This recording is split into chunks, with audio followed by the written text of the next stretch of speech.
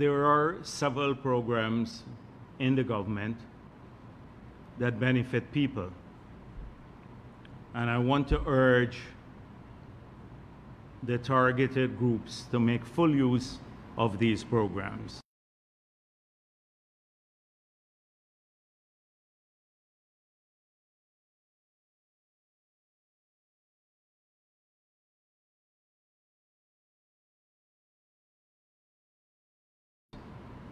Study can apply through the GOAL program. There is no age restriction. And once you get into the program, the government will pay for your entire scholarship. If you're not eligible to start a degree program or a technical program, there is a remedial program that we also fund so that people can go through the remedial program and then get themselves qualified to access the higher education. There are also opportunities through human services for women, for training programs there, for the training programs, and also through BIT. Please utilize these opportunities fully.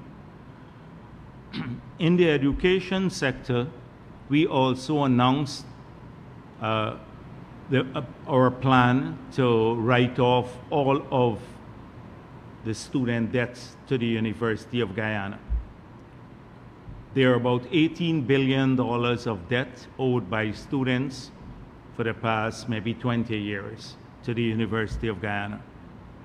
The only condition for you to be eligible for this write-off is being here in Guyana. So no other criterion or criteria for eligibility. Once you're here in Guyana and contributing to national development, and that doesn't mean working in the public sector, you can be working anywhere, you are eligible. So far, and earlier this week, it was reported that 203 million has been written off so far, and the number is 346 students benefited from that. So if you divide the 203 million by 346, you will get about $588,000 on average for each person. And it's anticipated that by the end of the year, another 2,900 would also get their debts written off. If we use the same average, that will be about $5 billion this year alone. And if more people come in, we write all of it off in a single year, the full $18 billion once they're eligible. So I want to urge the students who have outstanding debts to just apply for the write-off so that we can proceed with doing so. And there would be a pretty large number of students, thousands of them. In another area, we have also announced in this year's budget the facilities to assist people, particularly children and the elderly, to get their eyes tested and free spectacles. So far, the uptake is very low because we anticipate that we have about 200,000 kids, both in public and private schools, and 74,000 pensioners. So we're talking about 274,000 beneficiaries of this program. We've had only about 23,000 eye tests done, eye tests, and 18,753 spectacles issued. Now, I understand not everyone may need this, because some people may have already had their eyes tested, kids as well as pensioners, and they may already have spectacles. But there's nothing wrong with coming back and getting your eyes tested again and getting a second pair of spectacles, because there's no restriction. You're eligible to get this. And so I hope that people will also utilize this facility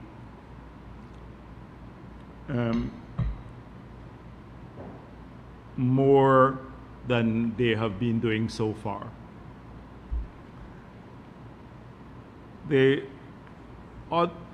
Another initiative of the 2024 budget was to give each female in our country a voucher to do a cervical cancer HPV test. And although they have shared out about 60,000 vouchers, we only have just 3,300 tests done so far. You're talking about potentially 300,000 beneficiaries. And we've done about 1%, and we're in September. So really, I hope that more women would utilize this facility, uplift their vouchers, and go and get tested. And so that they can make full use of this facility. I want to, because sometimes we don't, when the Prime Minister's office gets a lot of heat when GPL doesn't perform, and the government generally does, and sometimes justifiably so. But sometimes they do good work that goes unnoticed. So on Saturday last, we got notice from the regional chairman that one of the generators, I think it's 625 kVA generator in Madhya, went down. We have two generators there, a small one and a large one. One for about 300 kVA, the other 625, and that went down. Although we had ordered a new generator for Madhya, that will take several months to come. And so if we had to power the community only from the small generator, there would have been, without power, a significant part of the community for an extended period. So from Saturday, the PM's office, Public Works, and the Ministry of Finance managed to secure a generator locally, pass it through the tender board, and install it, had it delivered to Madhya and installed yesterday. So in a matter of about 4 days, they managed to get that generator procured and installed in Madhya so that the residents there can continue to enjoy full power in that area. Now, our plans, in about another 3 weeks, we anticipate that the solar farm that is being built there will come online. So when that comes online in about 3 weeks to 4 weeks' time, Madhya will then have about 2.1 megawatts of power, when the demand now is less than a megawatt of power, but a significant part from renewable power. That is installed capacity. So I want to thank the PM's office and the Ministry of Finance and Public Works for responding so urgently to the needs of the people there, because sometimes these things, particularly in the hinterland, they take a very long time to be procured and to get there and to be installed. They have done this. A similar thing happened in Moruca. They had a freak storm, and it knocked out all of the transformers. All 5 transformers, burnt them beyond repair. And within 2 days, the ministry managed to to acquire the transformers, get them in there, fly them in there, and these are heavy. Each is probably about 500 pounds. Fly them in and had them installed within 2 days to restore the power. By the next day, the day it was knocked out, by the next evening, people had power back in the system.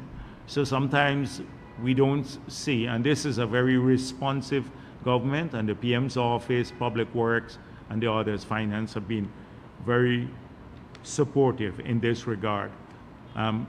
I don't want to get into great detail about the coastal work, but I think last week I mentioned that we're going to have some outages as we move the transmission and distribution mains along the corridor from Georgetown to Mahaika. We have to move them off the railway embankment to allow the road works to proceed. And so that requires, you can't work with the live wire. They have to put new poles and move the distribution main off the highway, the new highway, permanently. And then the transmission main, they're hoping to put temporarily in the median until we develop a permanent way of taking the transmission main into the backlands, and not just the 69 kVA line, but 230 kVA line, which will take a lot of the power from Wales all the way to Berbice. So I want people to understand that that may be a bit of a problem as we do work to widen the East Coast Road, which is crucial for traffic management and easier flooding. PM's office has also taken the lead in coordinating a large number of people out of Linden who had concerns about flooding. And if you saw the Prime Minister convene a meeting, of course, the mayor and the regional chairman didn't show up because I think they just want people to suffer in these areas so they can claim discrimination. But a large number of other people showed up, including one PNC MP, Figueroa, and I want to commend him for that. And they have initiated some work, but I want to thank the Prime Minister for leading that work in Linden.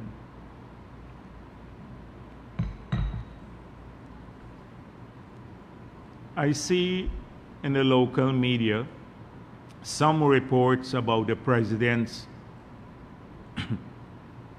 trip abroad, but I do not think that the reports do justice to the profundity of the engagements that he has had. And there were several engagements so far. So I just wish to draw your attention once again to the matters that he has been addressing globally and with a great deal of success. So the President has been advancing the LCDS vision. He has been speaking about our model and about its replicability as a model for the rest of the world. And increasingly, people are recognizing that what we have done in Guyana is unique. Unique in terms of the successes we have had as a forested country. No other country has been able to match that level of success in terms of clearly outlining a vision and implementing the vision and monetizing the forests in a way that preserves sovereignty over the forest, preserves the forests themselves, and clearly utilizing the proceeds from the monetization of the forest or its ability to address climate change, utilizing those funds to address important tasks for the future. And we all agree that countries have to adapt to climate change because given the existing concentration of greenhouse gases, there are no choice, you have no choice but to adapt. Because we are going to see adverse consequences from the existing level of greenhouse gases in the atmosphere. Even if there is a spectacular plan and an ambitious plan to cut those greenhouse gases in the near term, we'd still have the consequences. So a lot of our resources are now going to be used for adaptation. That means that taxpayers' funds will not have to go to the adaptation measures. And a significant part of the proceeds have gone into Amerindian communities, funding an unprecedented level of projects that are determined and selected and approved by the communities themselves through an open meeting of the villages, and then they also are in charge of implementing these projects. And I dare say, if you put faith in our people, we have had more successes with Amerindian communities implementing projects in their own communities by themselves, accounting for every cent of the resource, than when we have used international organizations to intermediate these funds and lead the implementation of projects in these communities. I would say if we had to use an Inter-American Development Bank or a United Nations mechanism to do what we did, we would not have had 10% of the 800 odd projects in the first year of the LCDS completed by now. We would have had a bunch of studies and half of the money being used on consultancies without it benefiting people. These communities have shown leadership and enormous skills in implementing their own projects from this substantial fund that has been placed at their disposal. 4.7 billion in the first year and now 4.8 billion this year. So it's a success story there too. And the president, if you look at his speeches, he's been highlighting the success because this is a model itself, putting faith in these communities to implement projects by themselves.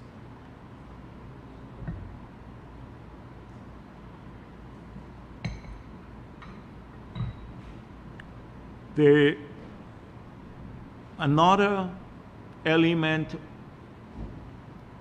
of the president's global advocacy has been the biodiversity, trying to get an alliance going and also trying to monetize biodiversity credits so that they can be used to preserve these or the habitat in which we have teeming biodiversity. We're losing this habitat rapidly, the environment.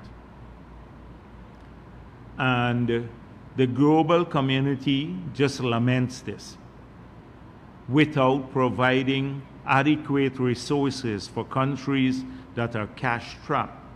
Many countries, developing countries in Africa and Asia, are cash-strapped, and they have to pay attention to more existential issues than the ones we're talking about here today. So the push to create this alliance and to monetize this is entirely consistent with our global advocacy for a fair system, and also consistent with the expanded LCDS, which has moved from just forests in the original iteration to expanded to biodiversity, water management, the blue economy, adaptation in its latest manifestation. That is the model up to 2030.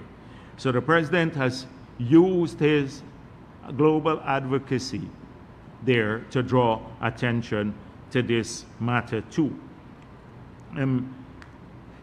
President Ali met with King Charles, and in Scotland, King Charles has been very supportive of Guyana. From the first time as Prince, when he was Prince, he visited Guyana for 4 days, spent a lot of time with us. As president, became the patron for Iwakrama, and has been in the forefront of drawing attention to the need to preserve forests. As president, I went to several activities that he organized, and he has done quite a bit of work, not just to put tropical forests on the agenda, but try to ensure that countries are adequately compensated for the work on preservation of these forests. We're extremely pleased as King Charles now, he has retained the interest in this regard. Because although he does not have an executive role in the UK government, but his reputation and his stature lends a lot of support, particularly to developing countries in this regard. And we're extremely pleased that he has received President Ali so warmly and is committed not just to continue to help with in the global advocacy, but also to allow his foundation, King Charles Foundation, to assist us in the new tasks as we move forward, which is town planning, because we want to, as we get more resources, we want to return our city. I mean, no return, because it looks like go back to the colonial era, but to ensure that our city has all of the modern features of a city now, a contemporary city, but still retains a Guyanese-ness, if there is such a word. And I think they have enough experience to help us in this regard. So we're looking forward to working with them on planning, a lot of planning. There was an era when we stopped planning in the city, the tough times. Anyone could build anything, anywhere. People just did anything on the sidewalk because people were struggling around, their struggle was around bread and butter issues. Now, as we grow wealthier, both at the family level and at the individual level and as a country, we need to also pay some attention. In fact, the citizens demand this. So now we get complaints all the time that people park their vehicles like trucks by the roadside. Every day we're inundated with complaints about contractors parking their vehicles by the roadside. You just complete a road, you clear it, someone does that. And the way here, people were calling me, texting me, we just finished a road, people are mixing concrete on the road and leaving the concrete to solidify on the road again. 2 calls from Myconi and the Mahaika area branch road. People are moving their heavy duty equipment, you know, with these iron tracks on roads that have just been completed, asphaltic roads, destroying them again. So responsibility too is a very important word, and there must be, it's not just a government thing. Like you know, some contractors went and cut down some of the flowering trees that we had, flamboyant trees, just by the convention center there, because they wanted to use the public land for a parking lot. They just cut it down there, where we built the sidewalk now coming out of Movie Town there. And I don't know what the police did. We called in the police. I don't know, I've not followed it up. But they just cut down trees just like that on the sidewalk. The things they wouldn't do abroad. These are contractors working for a foreign company too. They wouldn't dare cut down a tree in Toronto or Miami without the requisite approval. You can't do that. You get charged or you go to jail. Here, people do these things wantonly. So I think some standards have to be. I'm sorry, I'm digressing a bit. I was talking about town planning and stuff like that. But every day, this comes to us. And I really believe that the technical agency should be looking at this, not the political people. But I get complaints. I'm inundated with complaints about this. People park a long row, 20 of their trailers or equipment on the side of the road and leave them there. No lights. Someone can just crash into this in the night. They do it with impunity. So I hope that those who are doing this sort of thing, that there's an era coming now that you cannot, if you're doing it in the past and getting away with it, you have to make accommodation. That is how you will do business in the country in the future. And to assist with this, we are now doing some public parking spaces for contractors who can buy space. Now, in the different regions, East Coast, East Bank, Region 3, different parts of the country. So it's a state-owned place, maybe 10 acres developed with lights, etc., and you buy a space there to park your vehicle. So if you have an excavators or these things, you can't just go and put it in front of someone's house or in a parapet. These are very important issues as we move forward. We don't want to take a heavy-handed approach by seizing people's equipment, etc., but we hope that they will understand the need to change the way they do business too. And coming back to the president's trip abroad, he also met with several leaders from the U.S. government, and we're very pleased because the president has, in his United Nations speech and in the bilaterals with the U.S. government, he's spoken about the Venezuela border, the perennial threat to our territorial integrity and sovereignty. He spoke about our commitment to multilateralism, that we are committed to the ICJ process, that we want to have good neighborly relations with Venezuela. However, we're uncompromising when it comes to our territorial integrity and sovereignty. And I was extremely pleased that the U.S. Secretary of State, Mr. Blinken, said that they stand strongly, the United States stands strongly with Guyana on its territorial integrity. So that is a very important and abiding feature of most of our international engagements, to keep our borders intact and safe. And President Ali has used this opportunity abroad, not just at the UN, to draw attention to this matter, but also in the bilateral engagements.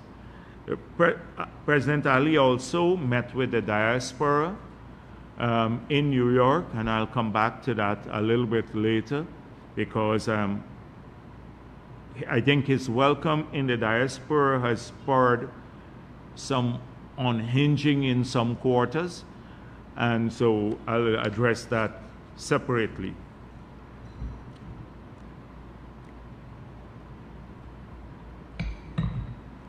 Now,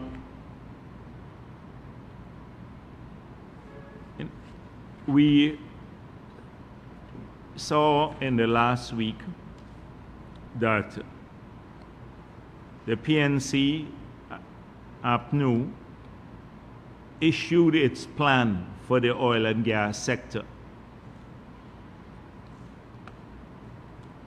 So, as we had predicted, that they would not have much to say, that it will be another wishy-washy document, a document that is devoid of specifics, and that they would tout it, and in some quarters it will be seen as almost biblical, because in some quarters they're already touting this as the great PNC plan for the oil and gas sector. So if you have a chance to examine it, you're not missing much if you don't read it. You will see that in the 20 points plan they have, 12 are about feasibility studies and review. So no commitment to nothing. We will do feasibility studies if we come into office. We'll do feasibility studies and review. We have always argued that APNU is great at doing feasibility studies. You recall the bridge? Patterson is charged for that feasibility study. He is now charged because he took an unsolicited bid and got cabinet to illegally approve it and spend $160-something million on it. And it's really a pre-feasibility review, not a feasibility study. It's like a pre-feasibility study where you just put together a couple pieces of documents. They're great at doing this, but doing nothing practically. Remember Granger, 8 commissions of inquiry. Great at that, but no reform based on the commissions of inquiry, except one, Gaisuco. Although the commission of inquiry into Gaisuco recommended no closure of any estate, they then did this their own commission of inquiry and closed the estates. And by the way, you know Village Voice, and they're at it again. Village Voice, another APNU arm, came out with this, since I'm on Gaisuco, came out with this week. Facts on number of sugar workers laid off during APNU AFC government. It's not 7,000. So they're saying that we lied, that it's not 7,000. It's only 5,160. This should be a shame to say that we laid off, put on the breadline, 5,160 persons who were working, feeding their families, and then suddenly one day could not do so anymore. Had to take their kids out of school, put them on below the poverty line.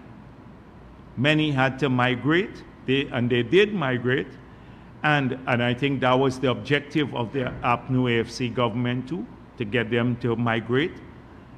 and then did not even want to pay them their severance. It's shameful that they would even dispute this figure.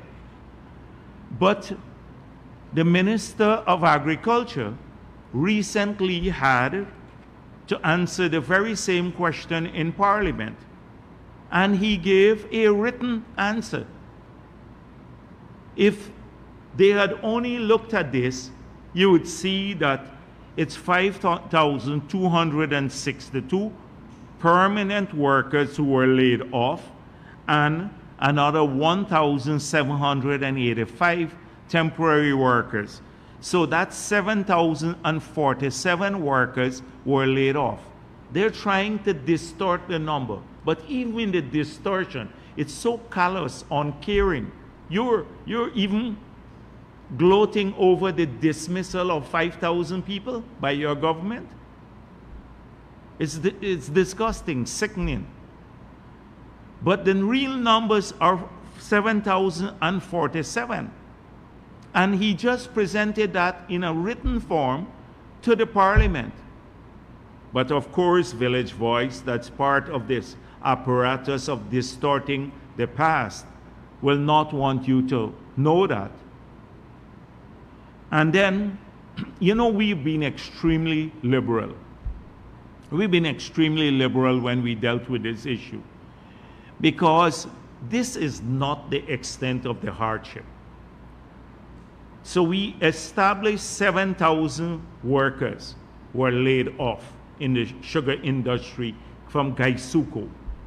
You had another 800 private cane farmers who were supplying cane to the factories at Wales and other places, Skelton. 800 of them.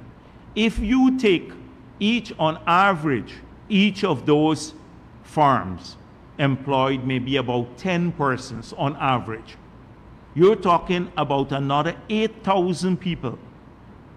Apart from this 7,000 that they laid off from Gaisuko, another 8,000 people who lost their jobs because of this callous closure of their estates. Wales and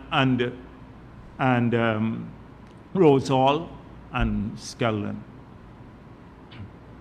So we never even counted that. And today I was just thinking about this when I saw this. And I said to myself, you know, we never even spoke of this.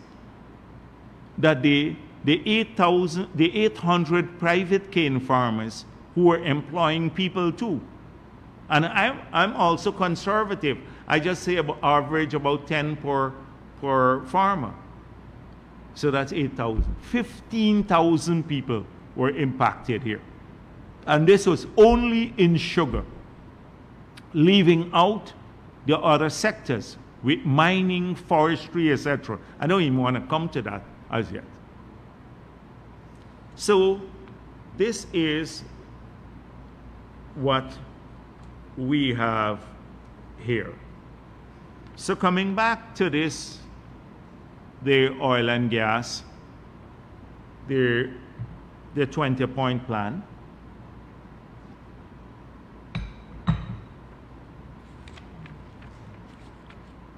Twelve of the 20 points are feasibility studies and review of what exists now. So no commitment to policy. No commitment to policy there. This is supposed to be a policy document where you outline what you're going to do. In our manifesto, we made it clear. We said we're going to do the following things. We're going to move to auction future blocks, moving away from the first come, first served basis, on which contracts were in the oil and gas sector or the licenses were awarded in the past. We've done that. We said we're going to pass a local content act. We did that. We said we'd review the NRF. We did that. We said we will pass a new Petroleum Activity Act, updating the 1986 one. We did that. We said we'll strengthen the environmental permits. We did that in every case. We said we'll publish all of the permits And we did those. They're both the licenses and the environmental permits and the agreements that we signed. I can go down a long list. Everything, we had a list, specific things to do. We said we will spend oil and gas money in the following sectors: healthcare, education, infrastructure, vulnerable groups, children, women, elderly, and the disabled, and we'll save some for the future. Very, very specific. And we were in opposition. We didn't say, we said we'll pass a new PSA. We did that. We said in the new PSA, we will revise the following provisions, and we did that. We'll address ring fencing, we'll address the low royalty rate, we'll address the corporate tax, we'll address the percentage for amortization. We did that.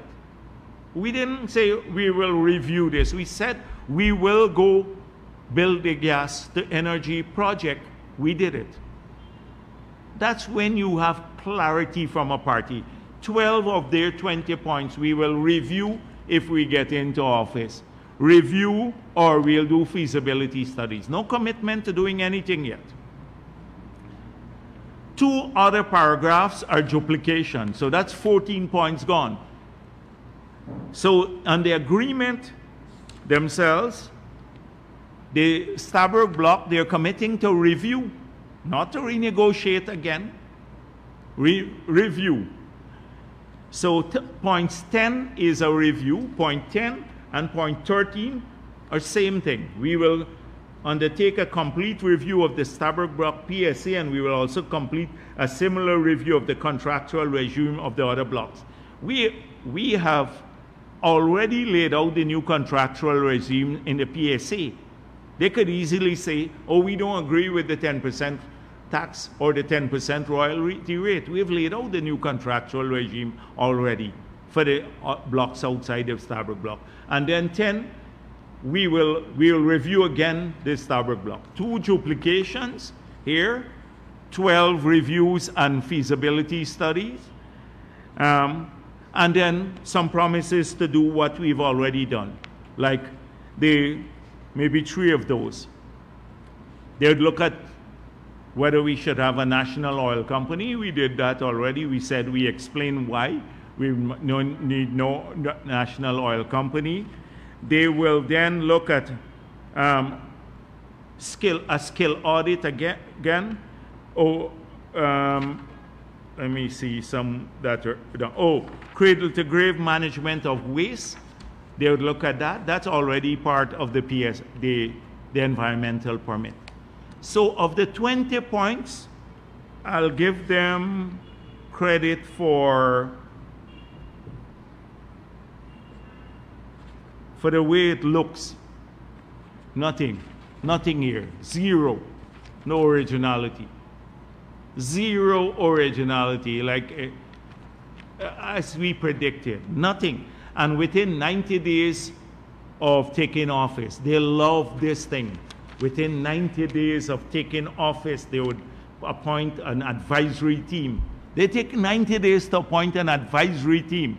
But to advise them, we don't know what advice they will get. We'll get a Vincent Adams and Trotman heading the advisory team again. And you remember the last time they reduced from 100 days, they were going to double old age pension. In 100 days, in 2015 manifesto, they were going to substantially increase wages and salaries. And then Jordan said, don't expect any elaborate increase. And in 100 days, they were going to fix about 20 things.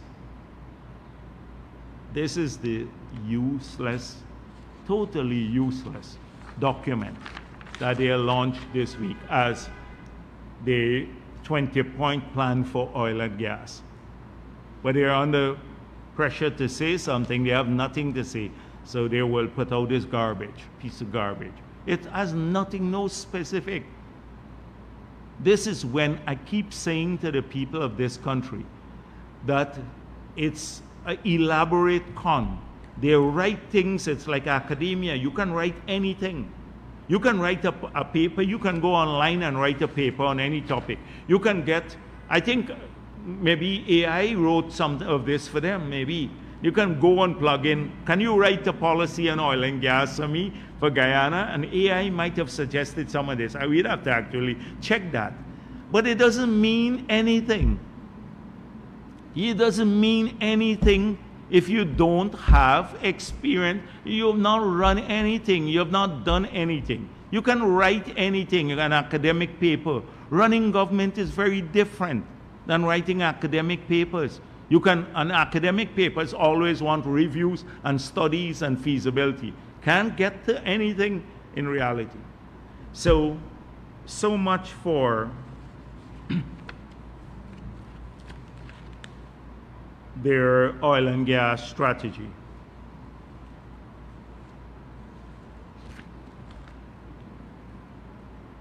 So at the press conference, they had a press conference this week, and I notice now they're not saying they're against the gas to energy project, but then they're not against it. So they can't make up their minds because they know it's going to happen and it will provide 300 megawatts and that it will cut electricity prices by 50% and it will pay back for itself. So it's one of the supremely feasible projects, and it would allow us to start to become an exporter of gas. It would then allow us to have additional gas for industrialization or to do whatever else we want, so create even more jobs. That's the project conceptually and what's being implemented. So they know that. So, oh, we don't want it. Where is the feasibility study for it? I've gone through this. The financial feasibility, even a dunce could understand this. You've gone through this 100 times. If a project can pay back for itself from the sale of even the liquids, you can get power generated practically for free when we're spending 30 cents per kilowatt hour to generate that power. What other financial feasibility do you need? But they're stuck with that. But now they've shifted that they conceptualize the gas to energy project. So if you can't oppose it, claim it. Take ownership of it. We conceptualize the paving of the highway to the Linden-Soesdijk Highway. You couldn't do it. They conceptualized the bridge across the Wismar Highway. Never mind Wismar. Never mind that's part of the LCDS a long time ago. They conceptualize everything. So it's the usual stuff that they came up at the press conference with. We conceptualize the gas to energy project.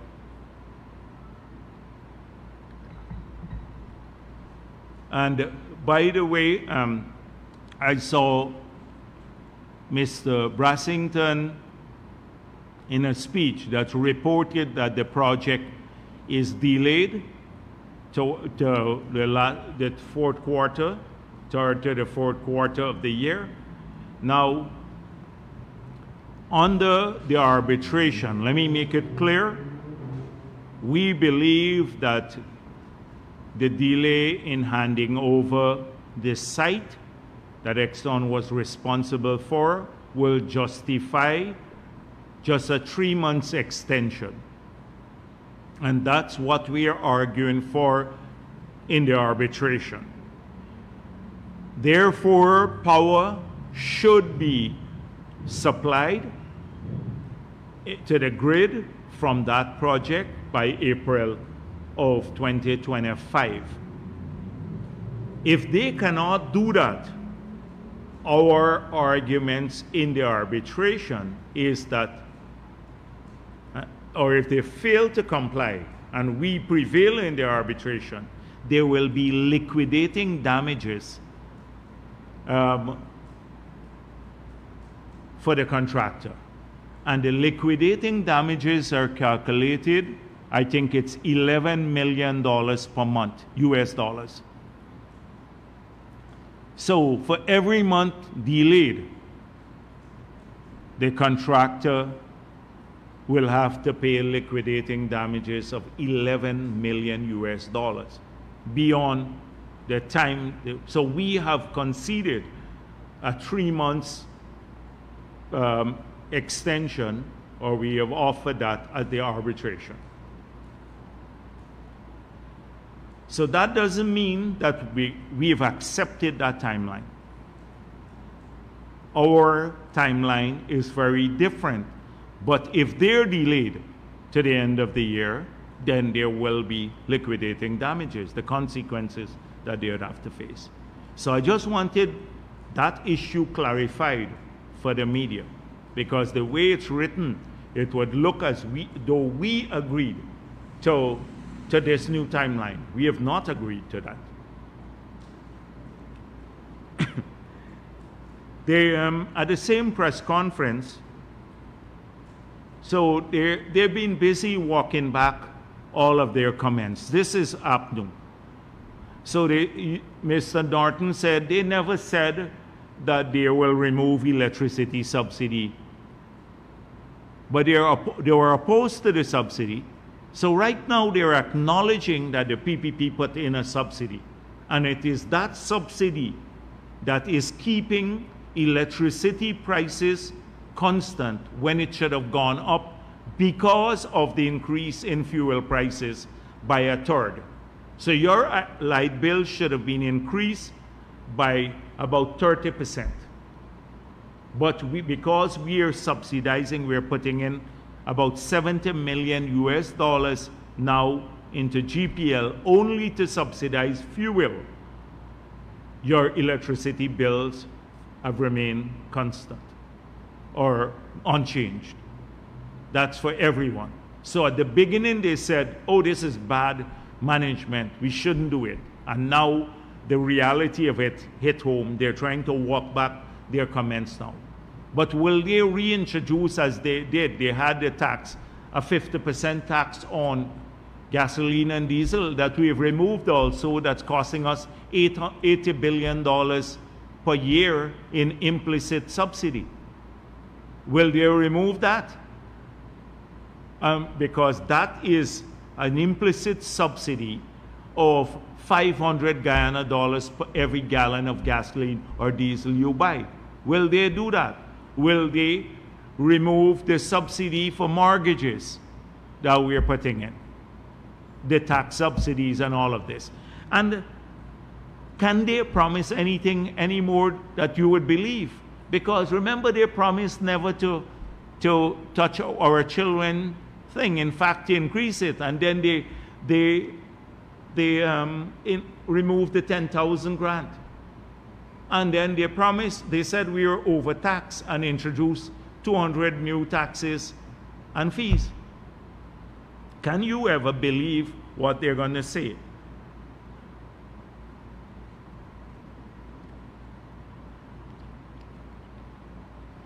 So they said we didn't do a feasibility study for the free tolls, again, at this press conference. Well, as I said the last time, in a case of an extreme tragedy for this country, should APNU return to office, he could put back, there's nothing stopping them to put the tolls on the bridges. But we plan to make the bridges toll-free. Our plans are fixed, and as soon as these bridges are completed, they will be toll-free, or people would not have to pay any toll.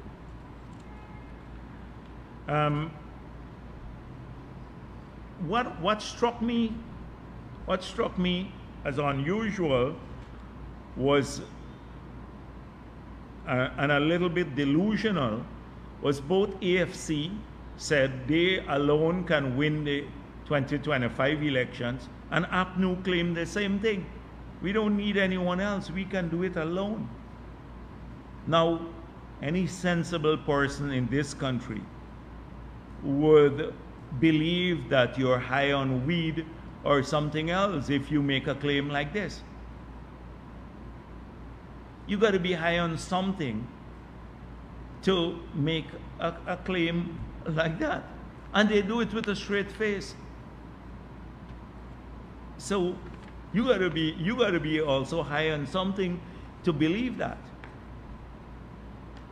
And then we had the AFC itself. So AFC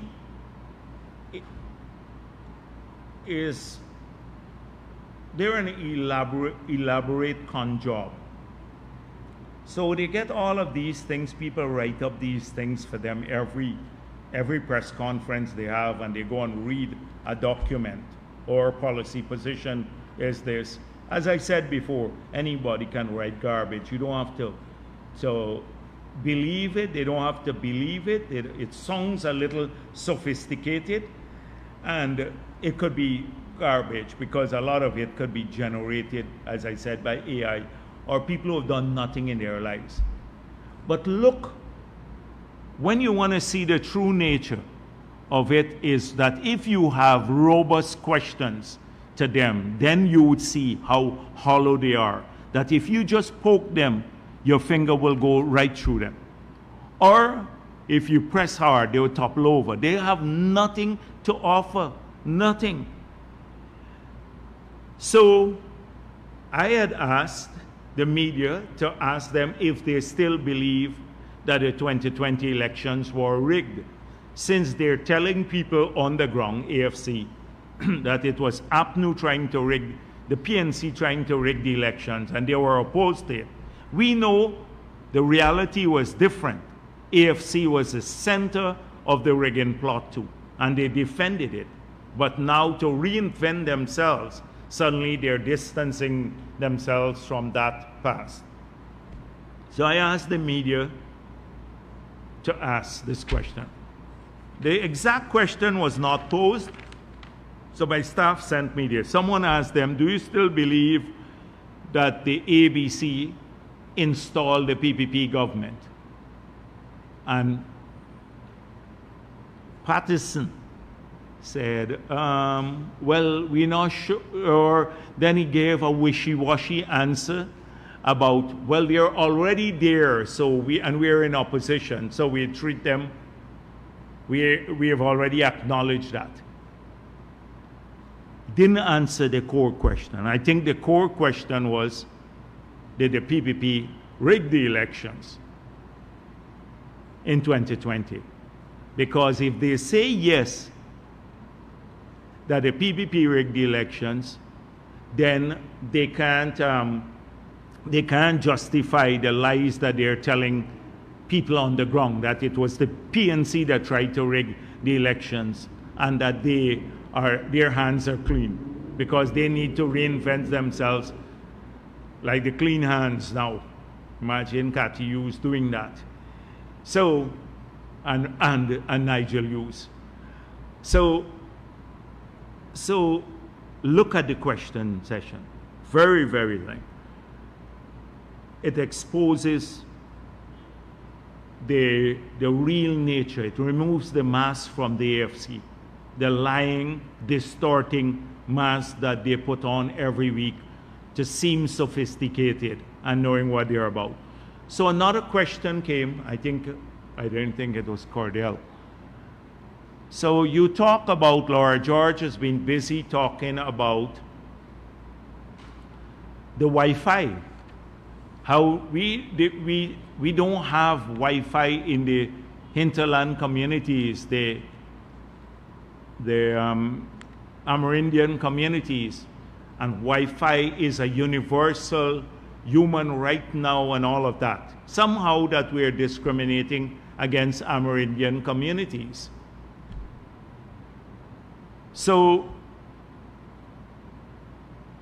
they then said, the question was posed, but Cathy Hughes was the Minister of Telecommunications in the 5 years under APNU. What did she do about the Wi-Fi? And then Patterson said, oh, we put in 200 sites around the country. Well, what he did not say is that they abandoned the project that we had, which is the hub project for Amerindian communities. We had identified 200 hubs that we started working on before the 2015 elections. There were, each of these hubs were supposed to have 20 computers and then the Wi-Fi access. Granger took the 2,000 computers that we had bought for the first 100 hubs, and they gave it out. If you go back into that period, you'd see they were distributed elsewhere. A lot of their senior party supporters got the computers. You check back, go back in the past and Google that period and us criticizing them for diverting the computers. Diverted the solar panels that were purchased also for these hubs. They put some on State House and different places, government buildings. So they killed the project practically that we had originally conceived of to create hubs in 200 Amerindian communities with 20 computers each with Wi-Fi access. So the entire community, the schools, everyone could go to the hub and learn. And that we were going to start with the computer familiarization program in these hubs and then later put Wi-Fi. So the kids can use the computer and then later bring Wi-Fi. But we also left under the LCDS $17.2 million for hinterland telecommunications and access. $17.2 million from the LCDS money that we had earned through the GRIF project that they were opposed to. They wrote Norway saying we must not get the money. She was sitting on that money.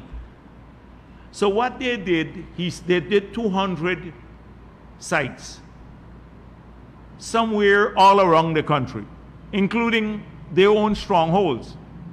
A couple in there. But what they did was to buy, it was a corrupt plan. They bought these services, the low bandwidth from a satellite that cost us a fortune. And if you go, even in the villages that you'd gone to, if you look at the people would complain, they couldn't even download one test paper. It took them 3 hours sometimes to download a simple document. A Word document, maybe 5 pages, that should be downloaded in a flash. It took them, they were waiting hours there to move the thing around. And we were buying expensive satellite stuff. Through some arrangement, I don't know who arranged it, but knowing the AFC could have very well been a side deal too. Now, if they did, as Patterson said, 200 sites, and we have 200 Amerindian villages, why do they find that these villages don't have Wi-Fi now? And they used money we left. They truncated the project. So we got back in office. We've already built over 100 hubs of the 200. That's been built now, physical hubs and with computers. You talk to the PM, office, they will give you the report. And this was once we reassumed office. We bought 1,000 Starlink the satellite dishes, 1,000 of those, and we're now installing them in every village in the country. That will give bandwidth speed and the download speed and bandwidth that in multiple times, thousands of times more than what they did. And then they said, somebody asked, they said we took away the Wi-Fi from some villages, but they couldn't name which village we took it away from. This is the AFC's lie. But when poked, they were all over the place.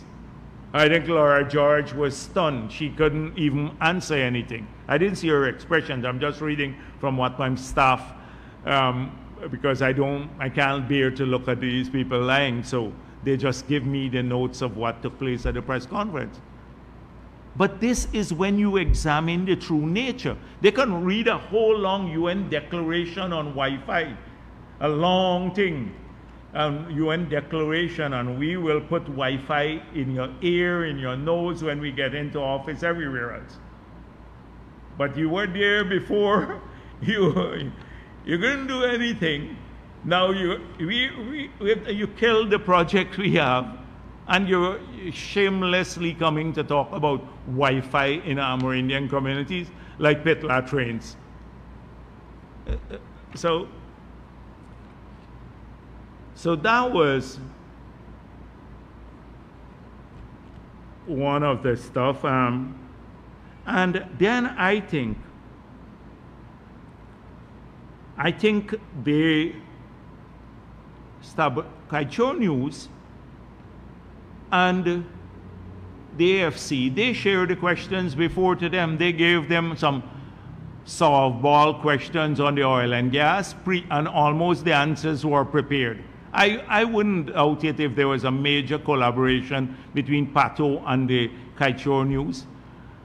And there was some silly thing, oh, the PPP secretly changed the, you know, they asked me that here too, that the PPP secretly changed the LISA and Payara projects to reduce the obligations of the oil and gas company.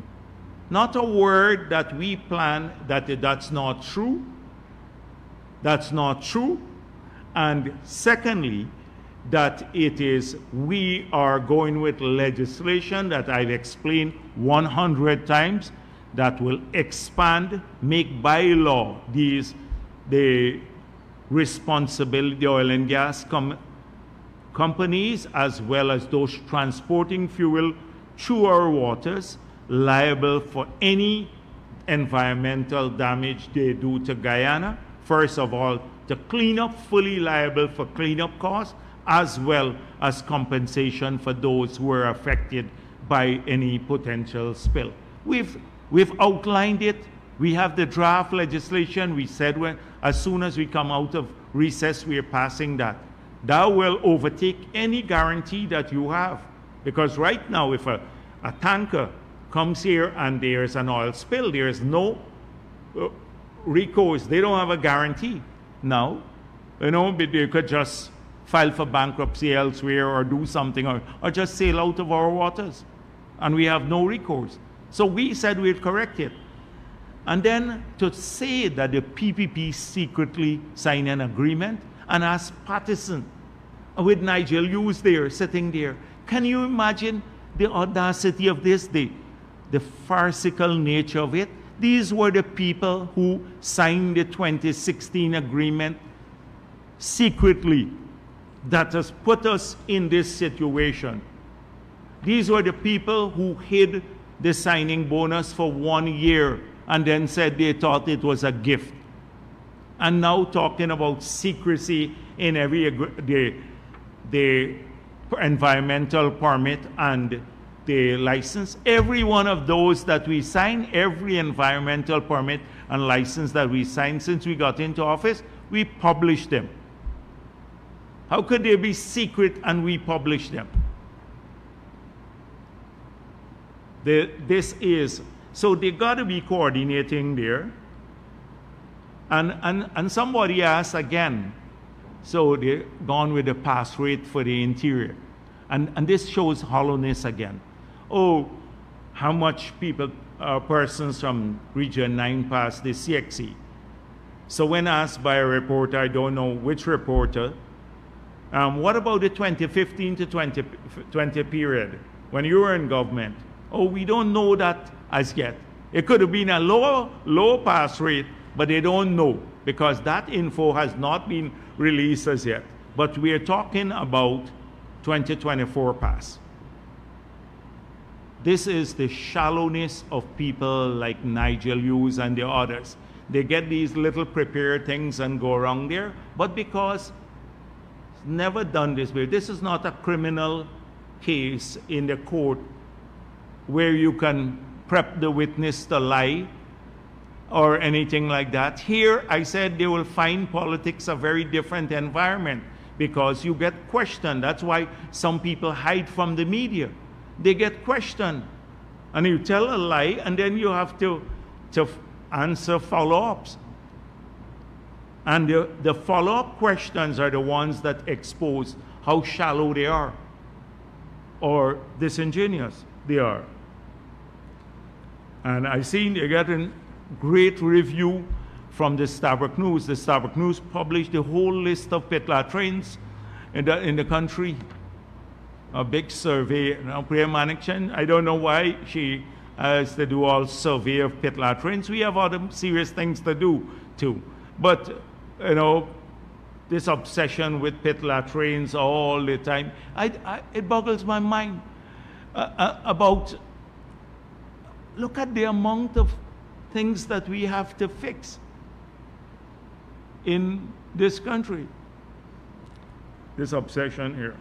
So it's almost surreal, these press conferences that I look at.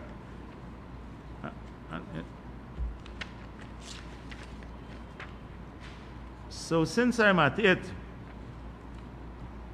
and Norton spoke also, that's just from the press conferences that I saw. And I'm just dealing with the question and answer because it's fun to read how shallow they are. And so Norton, I think, is running a bit scared about this probe. Remember Granger trying to probe the trouble period. So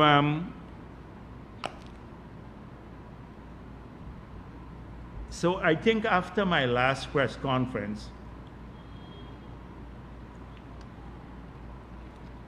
the PNC is a bit scared, and some elements in the AFC, that their wrongdoing at the political level would be exposed by this commission of inquiry. You know, there had to be a real reason why Granger promised this in opposition and did 8 other commissions of inquiry and didn't touch this one. And this one was supposed to prove that there were death squads under the PPP, that Jagdeo was personally killing people and probably eating their flesh, everything else as a cannibal, every accusation under the sun they had in the period running up. And this was supposed to be the mother of all inquiries. So he took Lindo Creek, took Pat Trotman's father, was the sole commissioner, Raphael Trotman's father. Now you're doing a commission, an impartial commission of inquiry.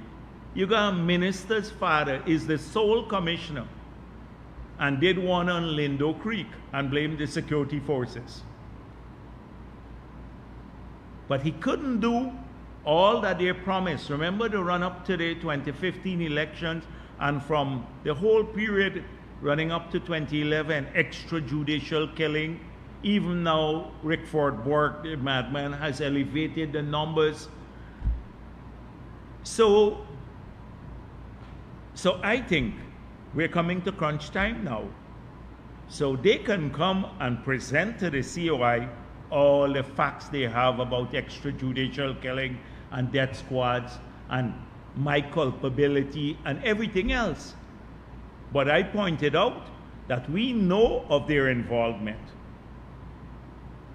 We have 2 persons who are members of the PNC. One was the Chief of Staff of the Army, and one was Commissioner of Police in that very same period. In fact, 3 of them. 3 of them. Collins, Gary Bess, and Felix. They were in the police and army. They have to say what was their role too, because they have the constitutional mandate to keep people safe. At that time as president, the police had full reign to operate. But we can tell some stories how they diverted attention from the bandits and how this information came from the very top in these agencies. How the weapons in the army, or weapons issued to the PNC in the 70s that never made it back into the armory of the GDF, how they were found on some of the bandits in that period. Weapons that disappeared in the 70s. If you want to find out a bit more about that, look at the Commission of Inquiry into the Walter Rodney murder. And that Commission of Inquiry will tell you about those weapons that left the army, went to the PNC, and never returned. Political party, but they kept surfacing in that period. So a lot could be said about that period, and they can come and present everything that they want and make it public. It will be a public commission of inquiry. So if you have people who they know about the death squads and who are controlling death squads and all of that, they can make this available. But this is a way of get a racist tool to say that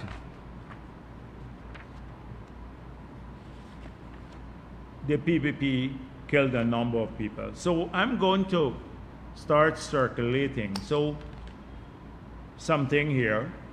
This is, I got them to print it out. This is the Starbuck News story. So it's huge. The Starbuck News took every death in the period between the troubled period, 2002 to 2006, that they call the trouble period. Every single death. And they said, we have taken all of this. This is from our records. And there would be, if there are errors, there would be on a very small number outside of this. And this was their conclusion, that you had about just over 400 persons killed in the whole period, in that period, not 1,500, as Rickford Burke is saying and the others, and 2,000 and 5,000, 400 persons. 151 were murdered by the bandits, supported by APNU, the same people who they were saying were freedom fighters and Nigel Hughes was defending. 239 killed during confrontation with police and in unexplained circumstances, and 30 security officers. That's how it was made up. The numbers of 400 odd in that period. That was the breakdown. And so this was detailed research done by a newspaper of every death in 4 years and how it took place. They have each person and the circumstances under which they died. And there are a couple of people here who did not die, who are still alive. And also, Anil Nandalal told me, the guy who got electrocuted for plucking chicken in Annandale ended up on this list.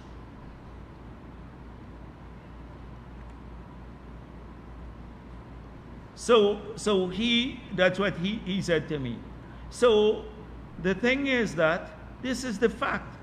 It was a detailed report done, every person's picture in 4 years and how they died. But the media doesn't focus on this. Every week, Rickford Burke, now it's 1,500 got killed. 1,500 had gone to now. This is the lie that they told to many Afro-Guyanese communities in the bottom houses, that we had death squads killing people and thousands of young black kids who were killed by the PPP government because we hated them, and all of that, the lies that they told, the racism. But here are the facts. And so this is what they're fearful of.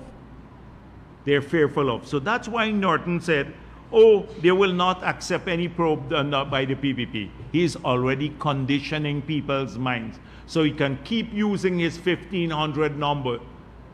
He could keep using that when the communities, when they make speeches.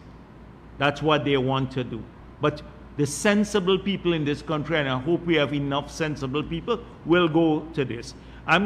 This has gone into PDF format, and we will put a covering note, and it will be on the party's website, so that, and other places, so people can themselves review this.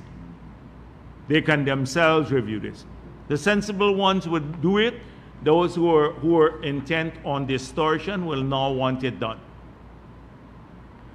So we're going to be tackling this matter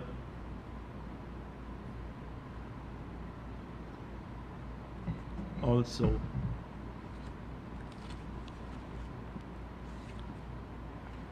I spoke to you earlier about the carbon credit and how good it was doing. Look at the APA still opposed it. Starbuck News does not give the communities. You do a real disservice to the tens of thousands of Amerindians who are benefiting from this project. Every single Tushao had a chance to opt out of this program. And they all opted in, including the one who said he would opt out, Mr. Hastings, who is, I think, related to Don Hastings from the PNC. They all opted in for this project. And look, APA in New York this week trying to kill the program again. But they will kill it because APA is the PNC, an extension of the PNC. Laura George has demonstrated that. She's gone to AFC, but I think really they're pro-PNC. But regardless, they'll have their work by distortion. So this is what, and every time it gets, they have a special place in Starbuck's heart to distort everything in our history, like the GHRA, etc. Never mind they've been ripping off the people, Amerindians, forever. All the 20 million US that they receive in funding from abroad never went to indigenous people. Went to fund fat salaries for a few people, and I heard it's a family and friend business there. We have to get a job in that entity. So another week of that sort of thing. On procurement,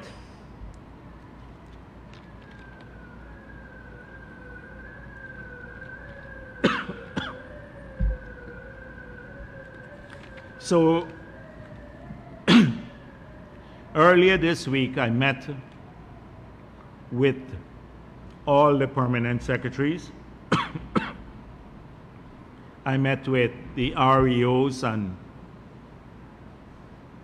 those responsible for procurement in the Army, in the police, in the public corporations and other agencies.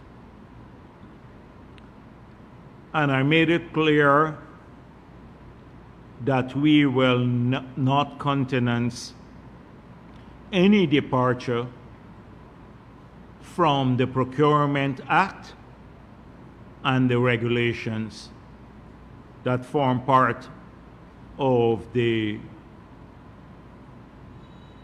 legislation governing procurement in Guyana. I pointed out to them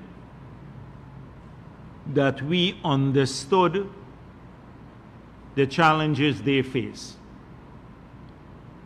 Because when you think of scale of activities, say a permanent secretary in the past, say under APNU, would have been in a sleepy old maybe a sleepy building with very little to do. Here, a permanent secretary and an REO is administering maybe 300 projects, when in the past they would administer 5 projects. So it's a lot more work, and we appreciate that work. And sometimes we need to say this to the public officers who are doing a good job, because there is a feeling that we must run down every public officer. 95% of our projects, when you drive across this country, are done on time, properly, and they're benefiting tens of thousands of Guyanese everywhere, and they can testify to this. In the housing sector, in community roads, in other types of infrastructure, they're going well. We do have 5% projects where we witness some undesirable features. And so whilst we continue to go with the projects that are, implement the projects that are doing well, we have no intention to turn a blind eye to the 5% where we may have transgressions. And I detailed the types of transgressions we've had. Sole sourcing when non-necessary, abuse of the three-court system, restrictive tendering in a very liberal way, and I made it clear that these must only take place in exceptional circumstances that must be justified fully. And I said to NPTAB that they must not approve these unless there are proper justification for that to happen, for these restrictive tendering practices to take place. The Act provides for them, but only in certain circumstances. I pointed out about the need to ensure that evaluators do a proper job. I gave some examples where evaluators in the evaluation of bids never looked at the bid documents. They will just go to the bid opening price and just prepare the report without even reading the documents. We had one case, the person admitting, the head of the evaluation committee, he did not read the bid documents. He just looked at the bid opening price and wrote the report, and there was an error on the bid opening price, and that report went to the cabinet. The cabinet approved it on the, well, not approved, offered its no objection. NPTAB approved it, sent it to the cabinet offered a no objection. When we discovered this, we had to terminate the bid. But this is a report that was done by the evaluation committee. The two other persons signed on to the report done by the chair. Not a single one of them looked at the bid documents. You're supposed to review the bid documents, not look at the opening. They do a shoddy job, laziness, and this has this led to wrong person getting the contract. So evaluation standards and reports must be done properly. And I urge the heads of agencies to have an oversight role, but not to interfere with the evaluation, because the evaluation should be independently done. We've had cases, I outlined cases where, and this is very difficult to detect, sometimes 2 or 3 persons in a single family incorporate different companies, and they're bidding at the same time on the same project. So you don't know who they are and their relatives. They may even have a different name, surname, but they are related to each other. It's harder to detect, but I urge them to be vigilant on this. We've had cases where the ministries, knowing that projects are going into a default or a delayed, they will not even issue a letter of warning. better contract administration or good contract administration would necessitate that you warn contractors early so that when you impose liquidating damages, they don't cry foul. That needs to be done. So I outlined almost all. If you have a chance, because I saw it was widely reported, if you have a chance to look at it, I've seen it adequately reported. Even solicitation of bribes and approval of shoddy work by some engineers, etc. So we expect those people. And in that room, you had people who deal with about maybe 95, 97% of all public procurement. So they know that there is a zero tolerance policy for any departure from the procurement laws. And they know what the consequences are for that, should that happen. Now, I've seen a number of things surfacing. So I've seen today, like in the Starbuck News, they have a detailed thing from Nigel Hughes about the Schoonard Road. So this road was awarded about 2 years ago. And I called NPTAB and said, can you find me the evaluation report? I spoke with Ashni Singh and I said to him, I can't get this was 1:30 today. I can't get the evaluation report, but you should put out a response to this from the ministry either today or tomorrow. So that will happen. So we will respond to this. Now, something of a more systemic nature.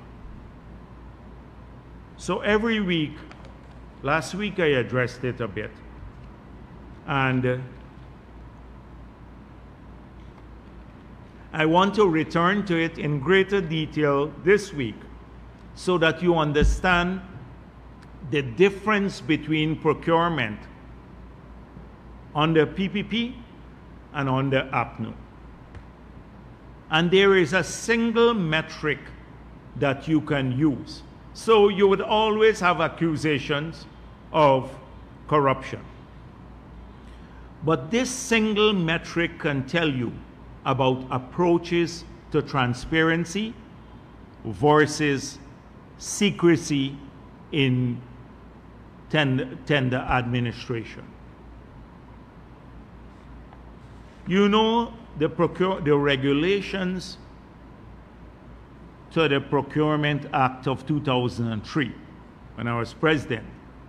First, this was a major piece of legislation. Prior to that period, we did not have a procurement law in this country. We were using some old regulations from the past, from the pre-colonial era, and some ST letters giving guidance on procurement. We did not have a full procurement law with outlining every situation, the right of appeal, removal of cabinet, how the awards must be adjudicated. It's very complex. And if you look at it, you will see how complex it is.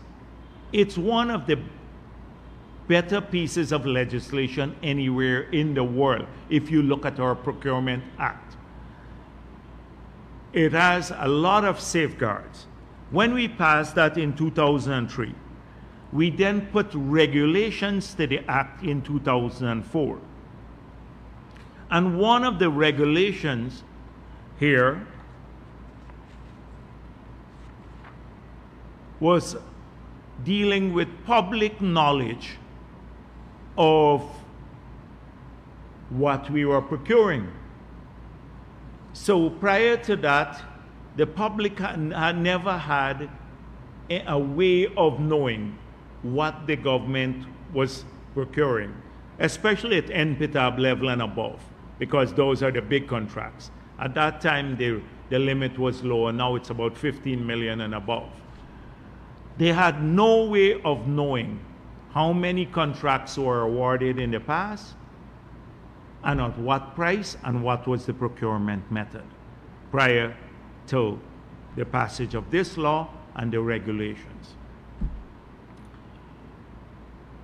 So here in the regulation, it says within 5 days of dispatching notice concerning the award of any contract exceeded 200,000 in value at that time. It has changed up from 2004 to now. The procuring entity shall provide a report to the administration with the following information about the contract. A, name of the procuring entity. B, date of award. C, name of the party to whom the contract was awarded. D, object of the contract, that is a short description and classification. C, amount and currency of the contract. E, F, procurement method used. G, number of tenders. H, contract identification number. And within 2 days of receiving any type of report mentioned in the preceding paragraph, the administration shall publish the information obtained on a website. So all of this, after we pass the law and the Procurement Act, the regulations, there should be now, as part of our law, what governments have to comply with, a procurement website managed by MPTAB, and people should see all of this information in the manner. So if you go to the website now managed by MPTAB, every contract there from September of 2021 that we have awarded at the tender board, MPTAB, is on that website. So why September 2021? In the 5 years under APNU, there was no maintenance of the site. They crashed the site and never comply with the law. So from 2015 to 2020, we don't know what they procured and what method they use. Now, this must be a fundamental issue for the country, that the same guys who talk every week about procurement, Winston Jordan is the bastion of virtue now after selling out the land and transferring all sorts of things, and was embroiled in a ton of other scandals for which he's charged now. He's now the bastion of virtue. He wants to see contracts. His responsibility in the Ministry of Finance was to tell this nation by law, every contract that was issued from 2015 to 2020 and post it on a website in the manner that I just referred to as prescribed by the regulations. Why was this not done? So you ask any contract, one single contract that they approved in that whole period, the 5 years, we don't know what method they used, what was the sum, how many persons bid. We don't know now.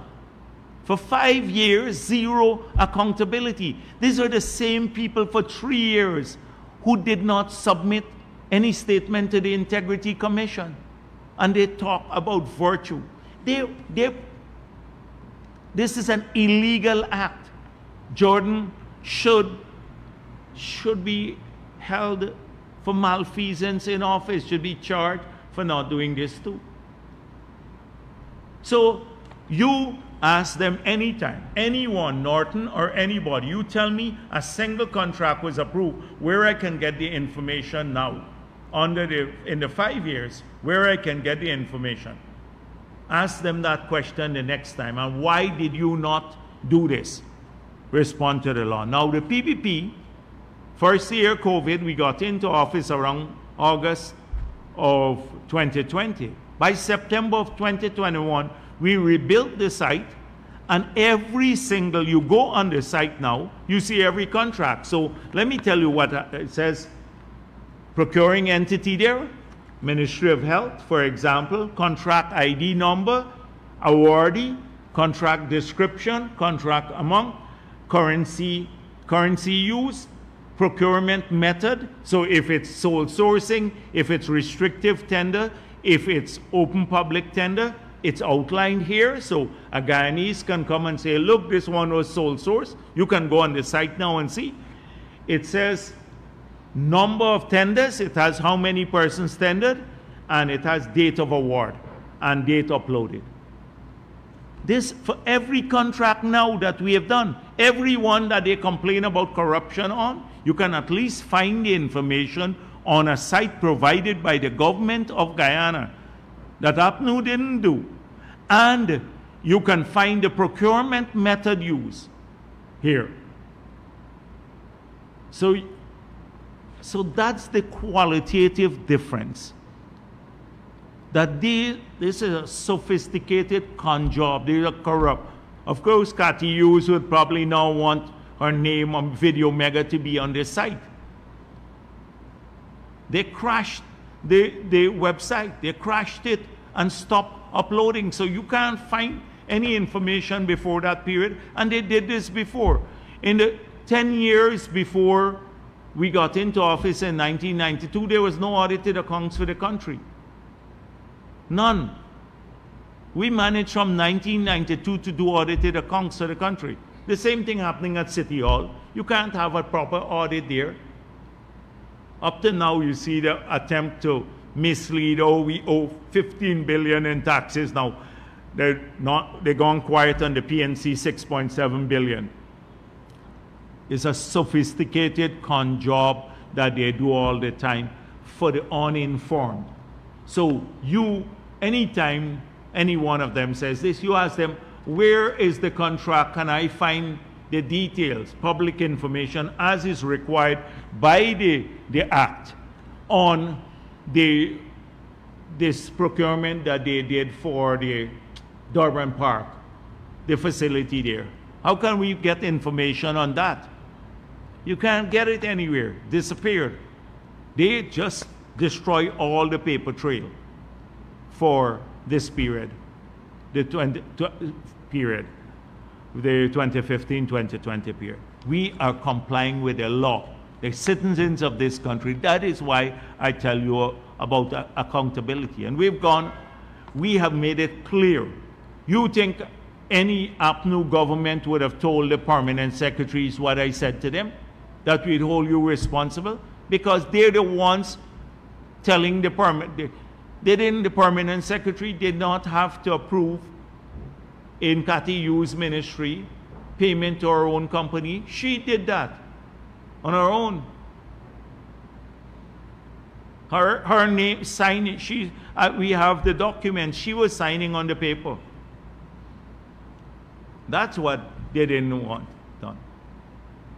So when they talk about corruption, it's like the devil talking about, anyhow, let me don't even waste my time on these people. It's just like every week it's something. And you know, what bothers me is that all of these academics and everything else out there, they don't even do the research. They don't do comparison. That's why they don't want comparisons. They don't want compare. Oh, it's unfair to compare. It's this, it's that. We were constrained. How were you constrained in putting up the awards on the website? What were you constrained? Who was holding your hand to comply with the law? A set of crooks. So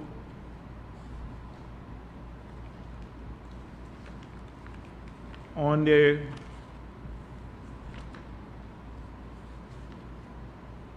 oil and gas, maybe I come to that in a minute. So after I spoke last week about the Kaichor News being a party newspaper, and I want to repeat what I said. I said that this is a political newspaper, and from going forward, that is how we will treat it. It's like the New Nation of the PNC and the Mirror of the People's Progressive Party. That they should get the same amount of ads to be fair if we want equity, like the two other political party papers get. So we're equitably distributing the ads. And I said to these private people who used to claim, when we asked them for ads from Mirror, they claim that we don't advertise with party newspapers, right? Because it may taint our company. They will now have a dilemma because this is a party newspaper. That can't be conceived about. So that it's a media threat. I think it's fair for everyone. So Kaichor News did an editorial, media threats. So I threatened the media now. And I even said Starbuck might benefit more now since it's not a party newspaper. So first they said, in Guyana, the state media has no such objectivity. But the lack of objectivity is not confined to the state media alone. The private media has at times, and when addressing certain issues, been equally guilty of being blinkered in their reporting and commentaries. This is coming from Kaichor News. Private media being blinkered in reporting and commentaries. It is not unusual to find issues in which the private media demonstrate a one-sided and jaundiced approach to reporting. Kaichor News talking about one-sided and jaundiced reporting. Some have been known to report on issues without seeking to represent all sides of the story. I nearly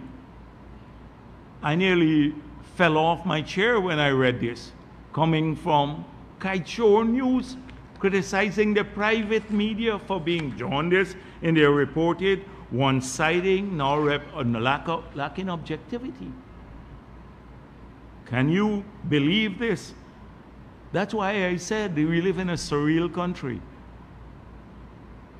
You know, it just some unstatesmanlike, crass display of behavior because I said what I said last week. Now, his contention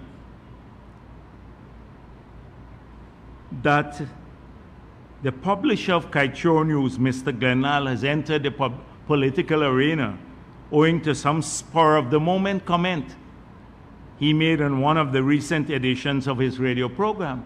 So now I don't know what they mean by that. Glenal saying he didn't actually say this, that he put his foot in his mouth. What do they mean by that? But I thought this was quite clear. We will not allow that to continue, my friend. Let me, if you can hear this, let me go back. So I want to play it for you. So this is a spur of the moment thing. I just have. We will not allow that to continue, my friend. I am entering the presidential race come 2025. Yeah, I wonder who will be clapping here though.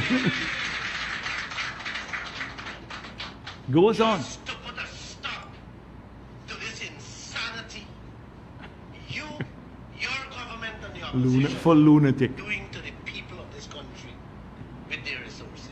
You heard that? Look out. So that's not a spur moment.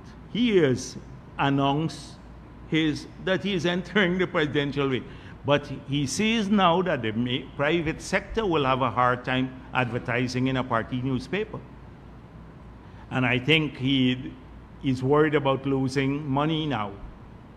And I hope that those in the government who are looking on, that they look at this newspaper now too, because Mera is going to have a big issue with the government very soon. Because we would demand parity, and New Nation may also demand the same thing. I hope Norton is watching, so that he could also say, I want the same amount of ads from the state. So this was not like a spur of the moment thing, and it was not unstatesmanlike. All I'm asking for to be treated fairly and with parity.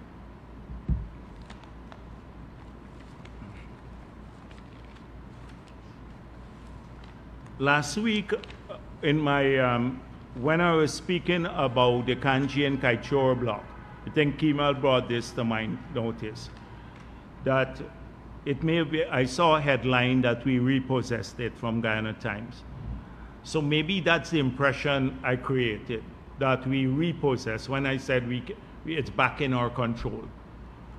What I meant was that there was a first relinquishment. There should have been a second relinquishment of another, first 20%, 25%, and then they had the force majeure. So soon, in fact, that should have been done by now, and then by 2026, I think that would be the block, Kanji block, would be back with the government should there be no progress on announcing a development. I also saw someone from Exxon in responding to a question saying that they're waiting to exit the Kaichor block, but they have not gotten the approval from the government as yet. Now, I asked the ministry about this, and they sent me a letter that they wrote to Mr. Routledge about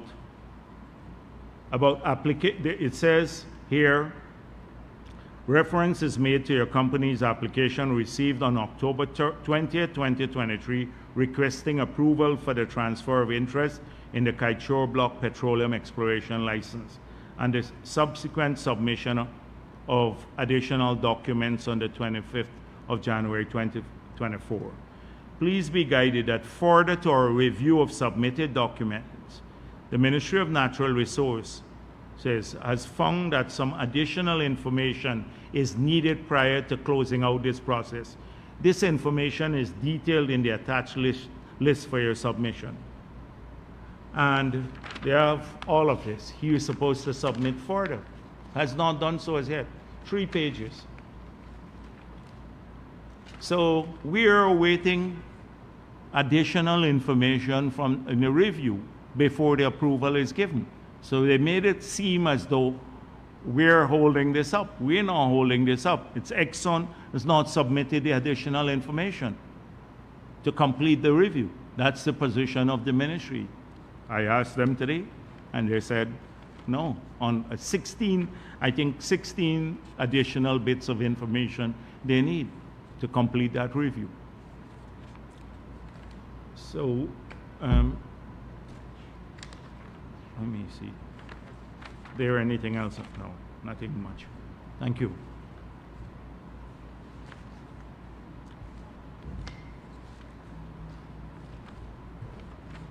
Mr. Jagdeo, Danish Shabral, Demerara Waves. Sir, could you say what exactly is the status of the negotiations with the companies that expressed an interest in the offshore blocks? I gathered that there are some negotiations going along with timelines. And secondly, even today, you have dealt extensively with the issue of corruption and procurement. You also had a meeting recently with the public officers. And prior to that, you had also dealt with the issue. On Tuesday, the Attorney General was, on a majority of his program, 90–70% dealt with the issue. What is the PPP seeing in terms of any surveys or reviews that corruption can indeed be a deciding factor for the next elections? And thirdly, could you say what influenced your decision to get involved in the matter concerning Mr. Tom? Okay, let me start with the issue of corruption. So first of all, we need to ensure that the government's position is in the public domain, and that the public officers, those responsible for administering almost 100% of our budget, 97% of the budget, they were in that room, that they are aware as to how we see the issue of public procurement proceeding. And that's why we made it clear about the fealty to the procurement laws. We made it clear that we will not countenance departure from the act or the regulations or bidding documents, and that even if they have to adjust bidding documents provided for by law, they have to seek prior approval. We made it clear because there have been claims about sole sourcing and shoddy evaluation and all of these issues. They've been in the public domain, our position on this matter. I think it's known now in the country what our positions are on issues surrounding public procurement. A government should do this because somehow in a vacuum it makes it seem as though the opposition has a motive to make it seem as though we're tolerant of these practices. And that's why I spoke thus. Now, I recognize that part of the opposition does not have a great track record. And it has a mobilizing tool that it used historically to its advantage, but in the new circumstances is giving it diminishing returns. That is the racism. So they can't turn to it with the same sort of potency as in the past. So the one thing they have to do is to go back to something that worked for them well in the 2015 period.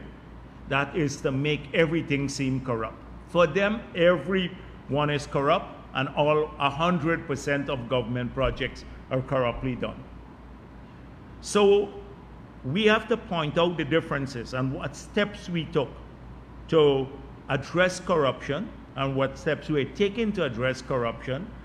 And we have to fight off this before, which we did not do enough in 2015. We allow it to be, people would understand that these guys are talking nonsense. And no, maybe people believed it. So now we're going to respond every time to the allegations. When you don't respond to these allegations, it's a tough task, laborious. Every week you got to do it. But people believe it's truthful if you don't respond to allegations. And therefore, we've committed ourselves not to allow the repeat. Remember, in 2015, they were supposed to do, they did all sorts of things. They established SARA, SOKU, they did audits. Look how many audits they did. 45 audits, spent hundreds of millions of dollars on audit to prove corruption. How many cases did they have? Very little. They were claiming we are losing $50 billion a year through corruption. And tell me, in the 5 years, you couldn't charge a couple of people for this corruption? The $50 billion per year that we were supposed to be stealing in 2015? So they're back at it again. They're back at it because they can't use the track record or the racism so much. And so we as a political party and as a government, we have a duty to fight this off. But we also have a duty to point out that to the people, or to make it clear what our line is. And now you know what our line is, from the government to the public officers. I didn't do it behind secret doors and wink, wink, nudge, nudge. I did it openly. I did it openly. And secondly, we need to point out the qualitative differences with the approach to procurement. I just pointed one out to you about the maintained public information available now. You can't know what took place in 2015 to 2020 with public procurement because there's no public information on it. You have from 2021 to now all the contracts awarded, and you know the form of tender, how many persons bid, the sum, what currency, which ministry, which contractor got it, because it's currently sitting on a website that we put there. So that's our approach to that matter. The first one is negotiations with the oil companies on the I would time prefer frames. if you call the ministry. They're engaged more on a, because this is ongoing. We've had a lot of the people who put in offers have had difficulties raising their requisite capital or securing the partners to come into these blocks, to subscribe, one, to the signing bonus, and secondly, to lay out a fully funded plan as to how they would develop the block. And we made those as some of the important prerequisites for getting a block. You have to pay a signing bonus, and you have to lay out your plan. You can't just take a block and sit on it and hope to flip it. You have to tell us how much you're going to spend and timelines. And if you don't do that, there are penalties to it.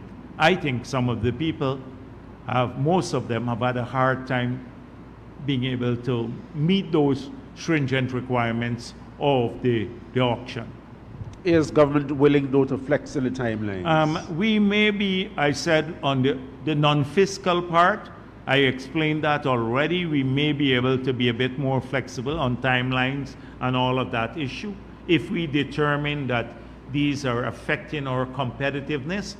But we had an international firm look at the competitiveness of our regime, and they guided us before we passed the new regime in the new PSA for future blocks. And not just future blocks, because all other blocks, including the Kanji and Kaichor, etc., they all have to now subscribe to the new PSA. So we're prepared to look at that again. I already expressed that position publicly. But please, on where with specific bidder, I would not have that information. The ministry should be able to tell you that in greater detail. The third issue is, I think it was unnecessary.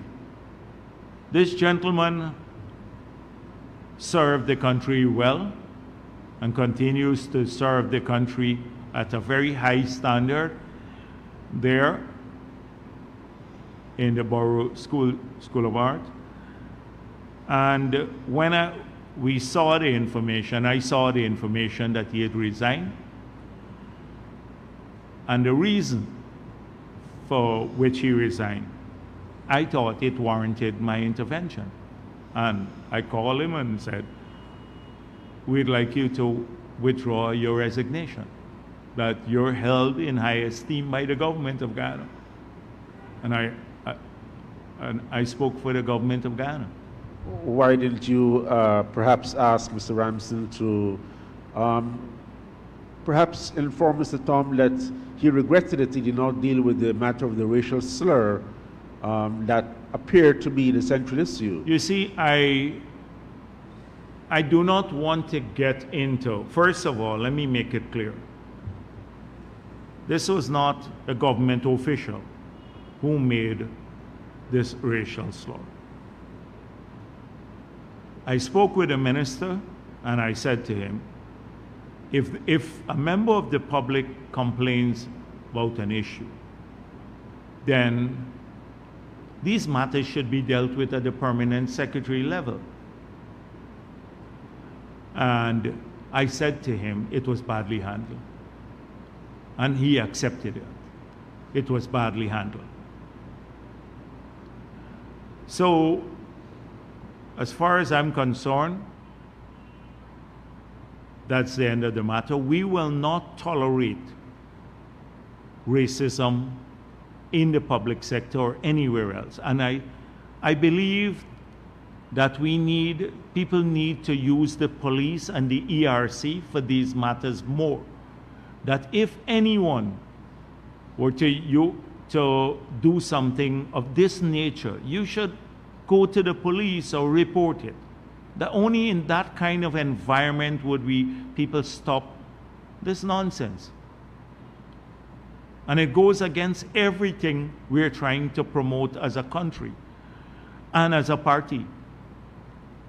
And so that is all I want to say on the matter, because we're happy that the gentleman reconsidered his resignation and he is back at work serving his country. Lastly, Mr. Jagdeo, from me, why has government so far not enacted modern copyright and intellectual property legislation? We see, for instance, a recent lawsuit having been filed, and a number of artists are now speaking out on this issue. What's stopping the government from passing this legislation? You know, this is an age-old issue that we've been working at for a long time, and it's not as popular as you would think here in Guyana. There's a slew of people who believe that that we should have an appropriate to Guyana legislation. I don't want to get into that contentious debate at this stage. A lot of our people don't pay for any content. They, on the internet, on television, on radio. I think they even are in this room here. There may be entities that infringe on copyright, international copyright. So, but I believe our artists should be protected. Our artists should be protected. I hope that we can advance it.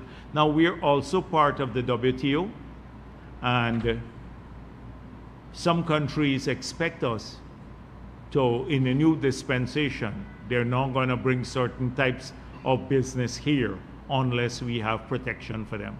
So in the modern era, as we go forward, I think the historic position may have to change.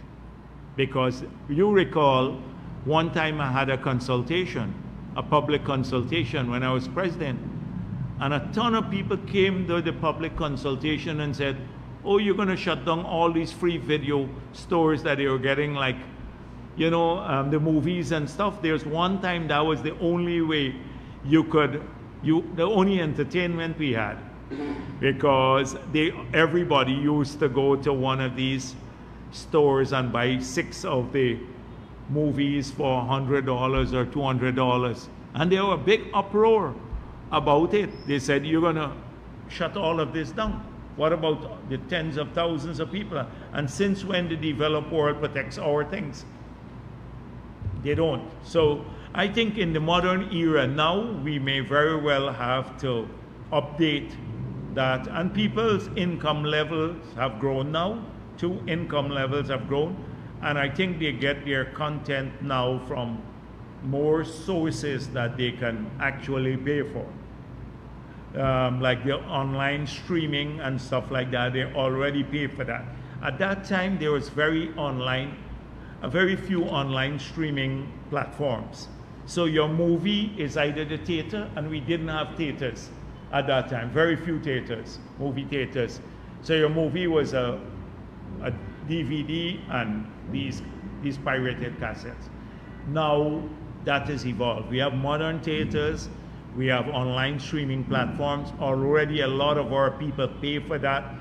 They would subscribe to like e-network and all of these already. So people have started paying more for content. So I think you should speak with Minister Onesh Waldron about this.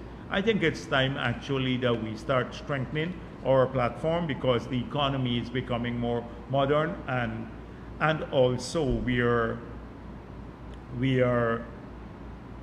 we need new types of businesses that would demand copyright protection. Yeah, so I think there is time to move.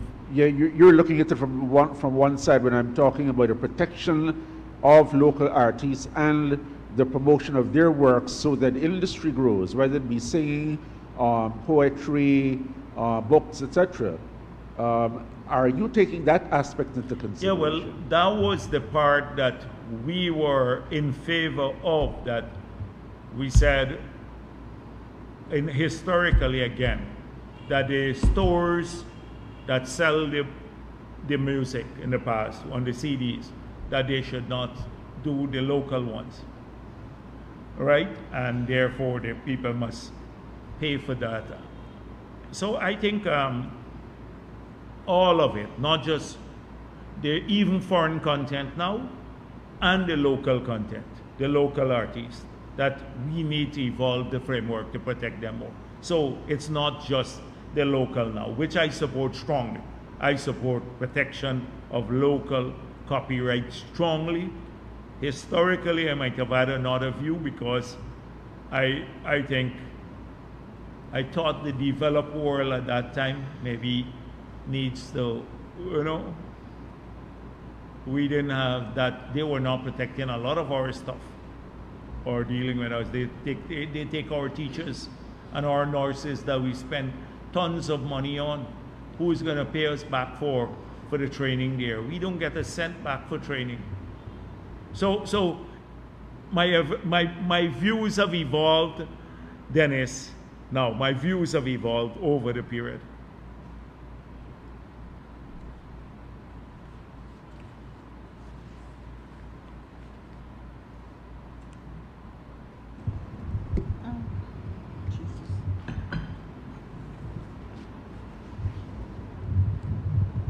Marcel Thomas from the Starbuck News. Recently, former Minister of Finance Winston Jordan questioned the funding of the pipeline aspect of the gas to energy project.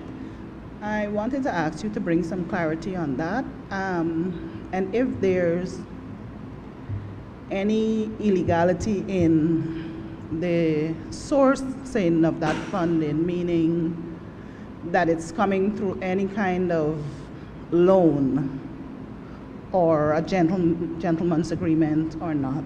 That was one. For phase 2 of the project, which was advertised, same gas to energy, it calls for the private sector investment. Given that phase 1 had this large amount of money to do the stabilization works, is phase 2 going to be on that same, I see it's at 100 acres, is that going to be in that same area that has already been prepared, or would they be required to plug money in to have like separate stabilization works? Yesu Branchalo, has he started working already? And is he based here? Or where is he based, and what has he done to date? And my last question is on former PS May Thomas. Is she still on leave for the Ministry of Labor? And is she being paid? Yes, so the last question is yes, she's still on leave and she's receiving pay.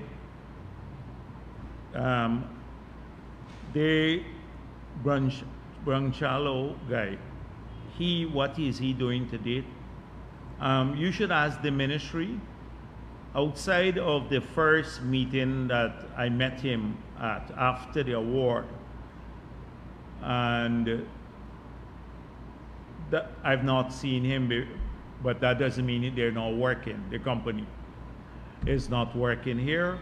But as I said before, people think there is a project that we awarded. Right now, we did not award a project to this group. What we did, we went out for expressions of interest, a bid project, a RFP, to select a company that can work with Exxon and the government of Guyana to see if we have a project. And that is the difference. Some people believe there is a project that we awarded.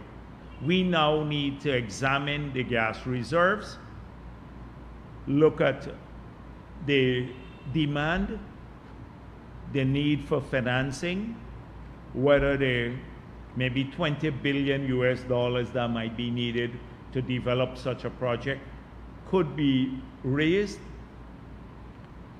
whether part of it should come from the cost bank. What would they need from the government side to make this project feasible, if it is feasible? And is Exxon willing to make that investment?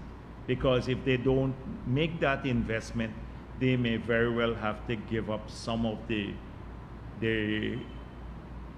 areas that they found that are that have more gas than oil. So this is exploring the monetization of the gas. We still have a ton of studies to do and billions of dollars to raise, but we're not raising it from the Treasury. We're not getting involved in taking taxpayers' money and putting it into this project. But we want the gas monetized so we can promote further industrialization and we can get a revenue stream from the gas to add to the revenue stream from the oil.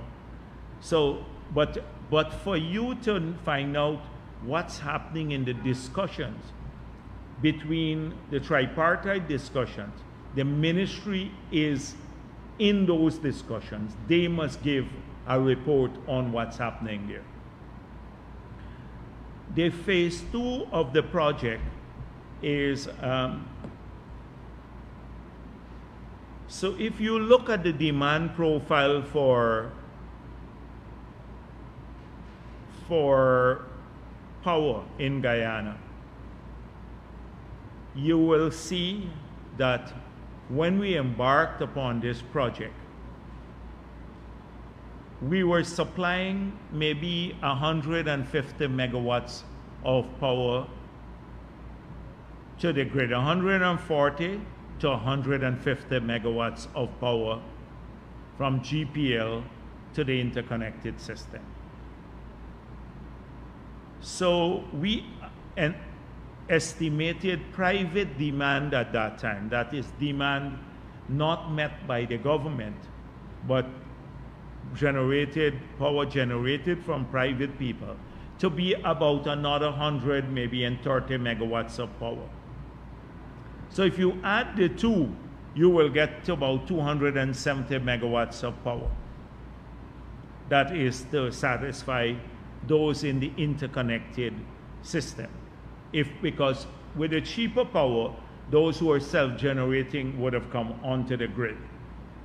So that's 270 megawatts. That will practically use up all the power for the 300 megawatts unit. We have now decided that we want to connect Linden to this grid. That will bring in another 15 to 20 megawatts of power in the future. And the local demand now from GPL has already gone up to over 200 megawatts. That's GPL supply alone. So if you add to the over 200 megawatts that we are now supplying to the interconnected grid because of the rapid growth in demand, and it still keeps growing, by the time that project come on stream, it's estimated that it'll get up to over 230. That's only GPL. If you add private demand to that, and you bring in the Linden demand, you're talking maybe 400 megawatts need already. So we have to start planning for that too. And the way to do so is not, now that we have established the cost structure, by making our own investment, we could easily buy the power now from a private investor at maybe around the same price. So we are generating about maybe 3 to 4 cents per kilowatt hour now. So we anticipate that we will be able, even if they have to pay for the remaining gas, we're not paying for the gas. Okay, so that is only the capital cost. But if an investor now were to invest there to amortize their capital costs and pay for the power at, say, the price at Henry's Hub for the gas, current prices at Henry's Hub, they should be able to supply power competitively, maybe at around 6 cents per kilowatt hour, or even lower, which is still below the 11 cents that we plan to sell it for. And now the current rate is 22 US cents per kilowatt hour. So it's 22 cents now. It will cut it to 50% about 11 cents per kilowatt hour. But we can now buy power at maybe even with the payment gas, paying for gas. So in the discussions now, when we have the bids coming in, they would, so if they're going to go on the same site, then the price might be a different price, right? The long-term price, and you can do it over a 20-year period. Say the power purchase agreement is a 20-year period. If they're going to take the liquids, then we will have to get a lower price too. If they're giving us the liquids like we are getting in the first instance, that is the cooking gas, etc., then we may have the 6 cents per kilowatt hour. So all of those variables have to be discussed in the negotiations to agree in the power purchase agreement.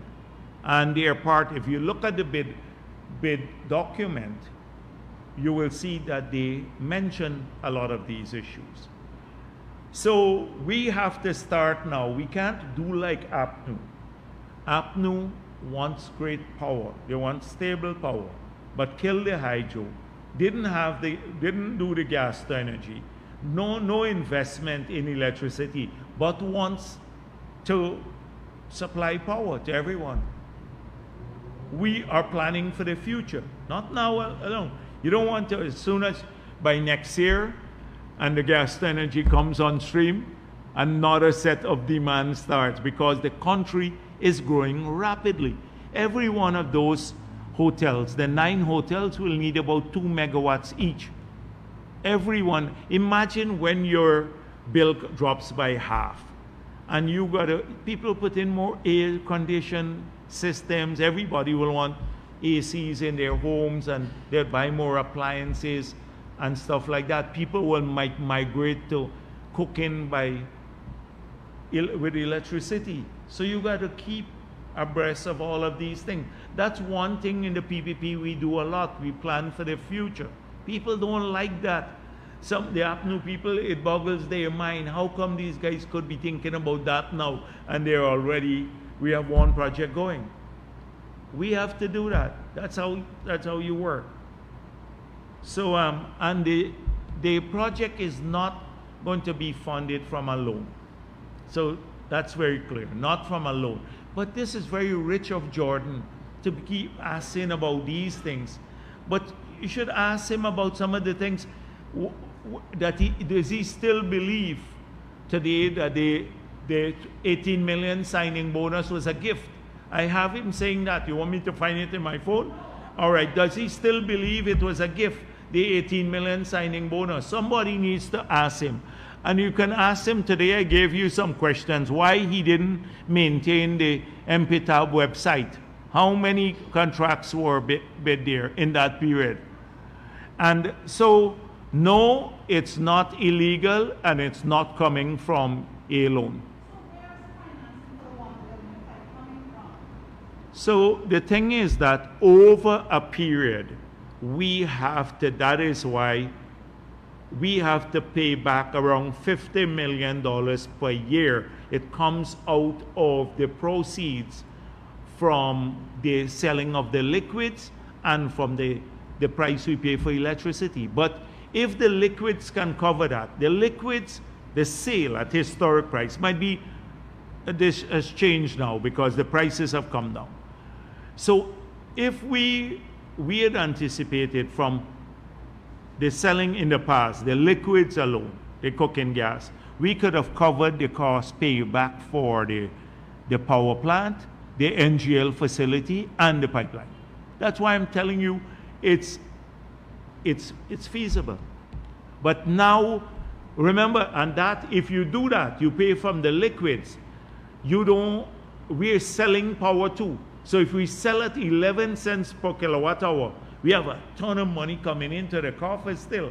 And we can pay back for the project from the liquids alone. So even if we have to take a bit more, because we're going to be generating at 4 cents and selling at 11 cents. But the people in Guyana will get their bill cut by half, and they will save over 100 million US per year.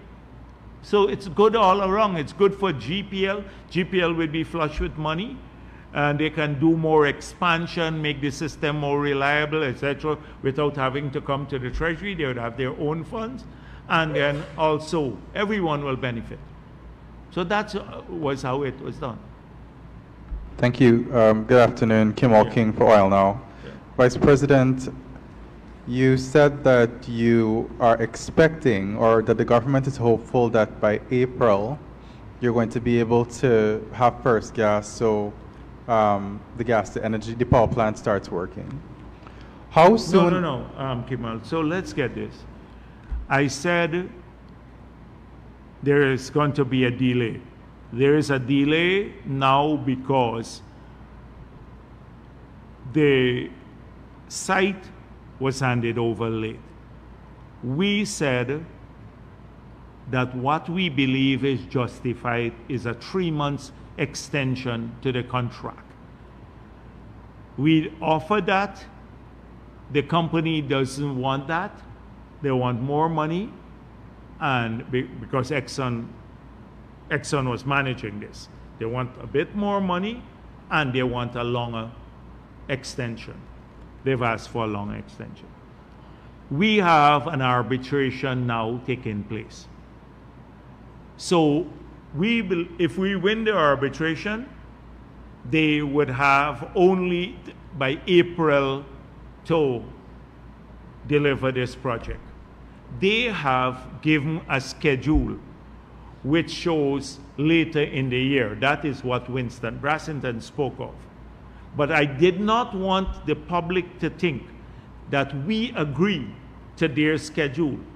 We have only given an approval for 3 months extension.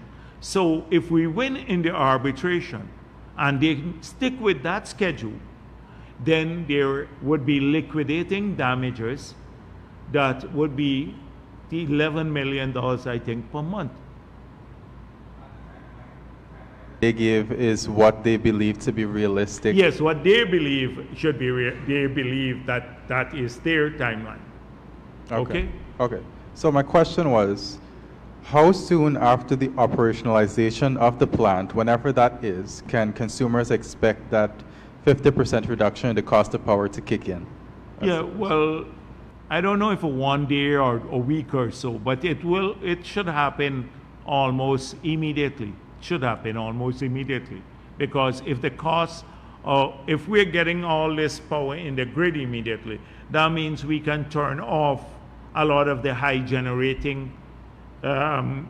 cost generating equipment that we have now and substitute this with the new power plant. So almost immediately, the benefit would be seen almost immediately.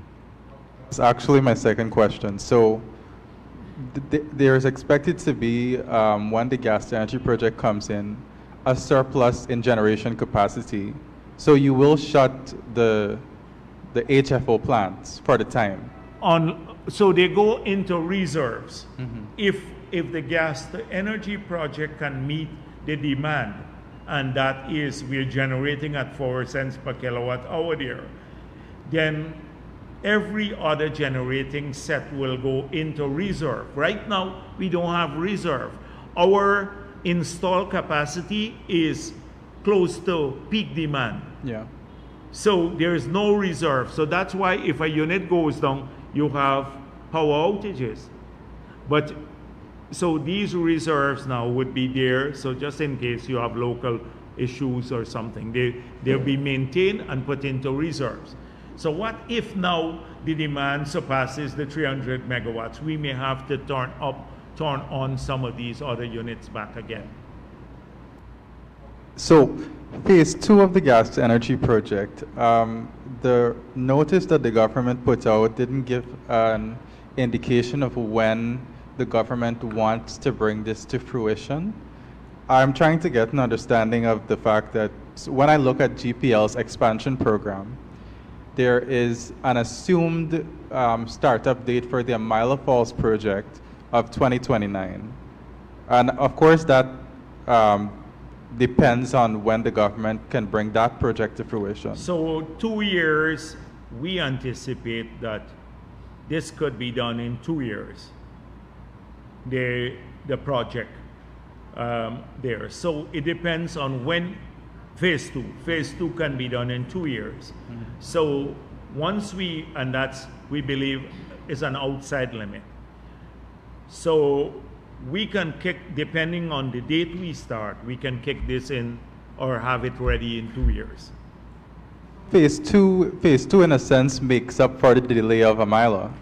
Yeah, yes, the Amila in any case would have produced about 160 something megawatts of power. Probably now with new reconfiguration more. But we may still have to go, we'll still have to go with an Amila project, the hydro, to maintain the renewable energy mix. And trust me, our demand, the pace at which we are going and changing in this country, after phase 2, we probably need more power in another couple of years. The growth in demand for power is unbelievable. Unbelievable. Every single day we see it climbing all the time. Just like we're just ordered about, well, we went out to tender for about 80,000 street lights, because that was been a big demand for people in the communities in different places. They're now going to be procured over the next several months, and the installation would start around the country. 80,000 street lights. So for the country, every time we go to a community meeting, people say, what about street lights? Would it help with crime? People come home late from work, all of that sort of thing. And that alone is a major demand for additional power. So the country will get there. Okay, so in discussing phase 2, the president has talked about the potential for power export to our neighbors, Suriname, northern Brazil. No, not from this project. This project here, I think would be, we'd use every bit of it, all the power. That's what we are talking about, that should we be able to move with the new project monetizing the gas, we may be able to do a major exports to northern Brazil and Suriname. This one, if we have excess, I think we can sell it easily to Suriname or any other place, but I don't think they will have any excess power, the ones at the pace at which we're growing. Isn't the power export thing, it seems like very aspirational at this point, given the number of studies and infrastructure that's going to have to be put in place to establish that corridor? Huge demand. There's a huge demand from very serious companies that were part of President Lula's delegation, who and had discussions when, even with Bolsonaro there, they were discussing this about the energy corridor. Northern Brazil needs a lot of power and reliable power. They used to buy from Venezuela. So the demand is there. And considering the length, Brazil has done this, the transmitted power over long distances very, very feasibly. So I don't see this, the infrastructure to move the power, as being the humbug in this case. I don't see it as a humbug. Okay, finally on Kanji and Kaichor, you said that the second relinquishment for Kanji should have been done by now. What has to happen now in terms of that? The ministry has to do its work.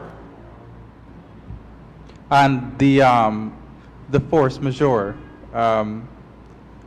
had pushed that relinquishment from last year to this year. So just for clarity, the expected 2026 expiry date of the contract is inclusive of the force majeure. Okay, and the force majeure, that also applied for Kaichor block as well? Yes, I think both blocks got. Okay, thank you. Dr. Jagdeo, Cordell Jones, Livewire News. Could you share your thoughts on David Patterson's former PRO, Ms. Davina Bhagat, who's joined the team at Kaichor News and is seemingly trying to rebrand the former public infrastructure minister?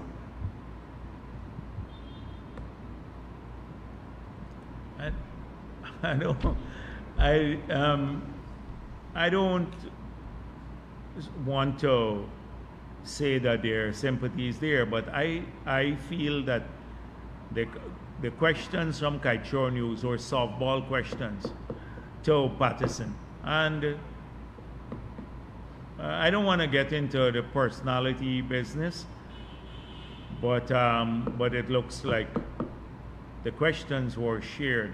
It's some like softball kind of nonsense, you know, and the desire to make them look good all the time. AFC with their wishy-washy position and hiding the big set of skeleton, the stinking linen in their closet, you know, about the 2016 agreement, and trying to paint everybody with responsibility when they're the bunch that did all of this wickedness, including Pato with his tenure in office. Sticky finger Pato. Sticky finger, they used to call sticky finger Pato. Good afternoon, Dr. Jagdeo, and as Williams Kaichor News. Sir, earlier you spoke about the subsidy being put into power regeneration. Well, we know that the money is coming from taxpayers. How do you reconcile that this subsidizing of the electricity is benefiting foreigners and foreign companies who are some of the biggest consumers of our electricity? And can you say, why doesn't the government demand that they pay a before subsidy sort of rate? So we can have people come and say we'll charge 2 electricity rates now, one for Guyanese and one for foreigners, and the foreigners must come and bring a document every week and show whether they're foreigners or not, or every Guyanese will have to then prove that they're Guyanese to access the subsidy, you know, the electricity subsidy. Administrative nightmare, corruption. because the same foreign companies will put the meters in the name of a Guyanese person. Trust me. We've seen that too much. These targeted subsidies is a nightmare to administer. And the moment you start making exceptions, when we got into office, people were getting old age pension based on a means test. So guess what happened? Only if you're earning less than this per month, and everybody was earning $16 per month at that time. In the 90s, we abolished the mean test. So if you reach 65, you get the old age pension. Not that some of the rich people will get it too, but it's administratively easier to do that, and you don't have the corruption or an army of public officers now sitting in a ministry now. You got to pay them to decide who falls below the test, who should get the old age pension or not. People start going in, bribery, etc. So it's better sometimes when you do public administration to look at the value of the subsidy and do it across the board. It avoids you having to put in place complex administrative apparatus that can become corrupt. And that's why you move to across the board systems. So too here. Also, sir, can you say if the signing of the contract for the third audit into Exxon's expenses is still on the government's agenda for this month? Yeah, well, they went through a bid. I think they selected the company, and I'm not sure that it went to the cabinet. I may have gone past the cabinet already because I've not gone to the cabinet in a while, and but they had, as far as I'm concerned, they had identified the company, and once it goes past cabinet, then there should have been the contract would have been signed, and I think it may have been they may have already signed it. So just check on that. Hi, good afternoon. Tamika Garnett from the Guyana Times. My first question relates to what you mentioned about meeting with the PS and some of the procurement issues that were discovered. You mentioned a particular person that was supposed to be evaluating the bid documents but did not, and they were just doing the reports based on the amounts they saw. Can you say what disciplinary actions was taken against that person, and what across-the-board disciplinary action does the government take when they find persons involved in these, even if it was over laziness on their part, not just that they were corrupt, but... So in that case was recently discovered after people made some complaint, came to Freedom House and complained. And we discovered it because a lot of people come here to complain. And I've been advocating that he should be fired.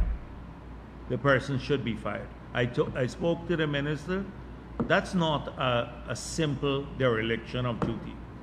That's a grave dereliction of duty.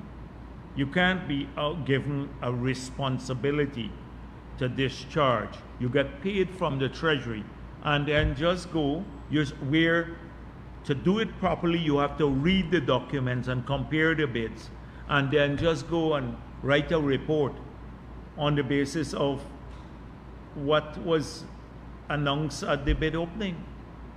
I've advocated that, so I hope I'm going to follow up on it.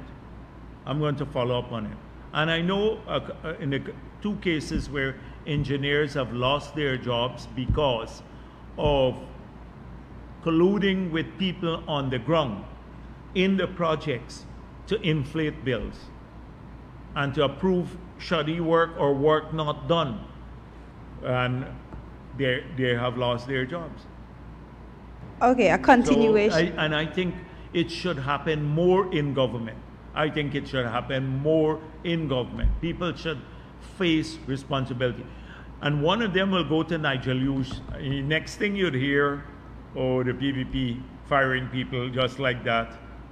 One may go to Nigel Hughes soon. Okay, a continuation of that question. The Auditor General recently laid the 2023 report, well, not laid, well, he handed it over to the Speaker, and it will be probably be laid in Parliament when the recess concludes. To what extent will the government be paying attention to that report in trying to met out disciplinary actions to persons involved at the various ministries and different levels, and they're involved in the procurement process, and we see issues in even projects handed over with shoddy work and such? Sure. So there was when we were doing we're making changes to the Constitution and also to legislation in the past. Public officers used to complain that when they submit explanations to the Auditor General, those explanations are not fully carried. So there is a requirement also by the Auditor General to publish their explanations given by the public officers, so that the public could read the Auditor General's report, and then they could read the explanations given by some public officers, because they don't believe in a report that has to be more concise, that some of the crucial parts of the explanations get missing. So we built that into the system. So I hope that both will be read together. That's one. I know that the president, since I was president, but also President Ali, has instructed the Minister of Finance, the cabinet members, and the Secretary to the Treasury to take every ministry and the comments made by the Auditor General and to give explanations to those, even before the report have been finalized. And so I expect them to have good answers to those, because that's an instruction from the cabinet and the president, that the ministers and their permanent secretaries and the ministries have to give explanations. So, and if they don't have proper explanations, they don't have to answer for it. I don't have a problem with that. So this is how it must be read. You mentioned the cervical cancer program and the spectacle vouchers. I know those were catered for in the budget, but there was also a $7 billion that was for the cost of living measures. Can you say what programs, if any, has utilized this money, what amount is remaining, and what programs the government might be implementing in the next 3 months to utilize the remainder of the money?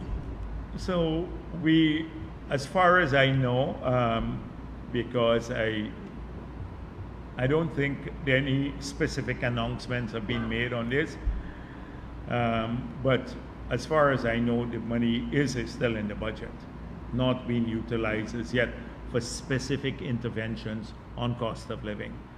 So I know we have a ton of ideas, and I know the president will speak at the opening of the new session of the Parliament. So look out for more policy measures from the president, announcement of some policy measures when he addresses the opening of the new Parliament. When we come out of recess, not the opening, the new Parliament, but when we come out of recess.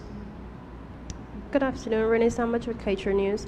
Vice President Jagdeo, is there a government policy to not release the names of domestic lenders in the 2024 mid-year lenders? Lenders? In the 2024 mid-year report, the government mentioned the names of the external lenders, but not the domestic lenders. Like, what do you mean, like where we lenders? borrow the money from locally? No, there shouldn't be a problem. A lot of it comes through T-bills. So it's a central bank function. So normally it comes from T-bills or a central bank overdraft. So those are the primary sources of borrowing locally: T-bills and the central bank overdraft. All right, thank you.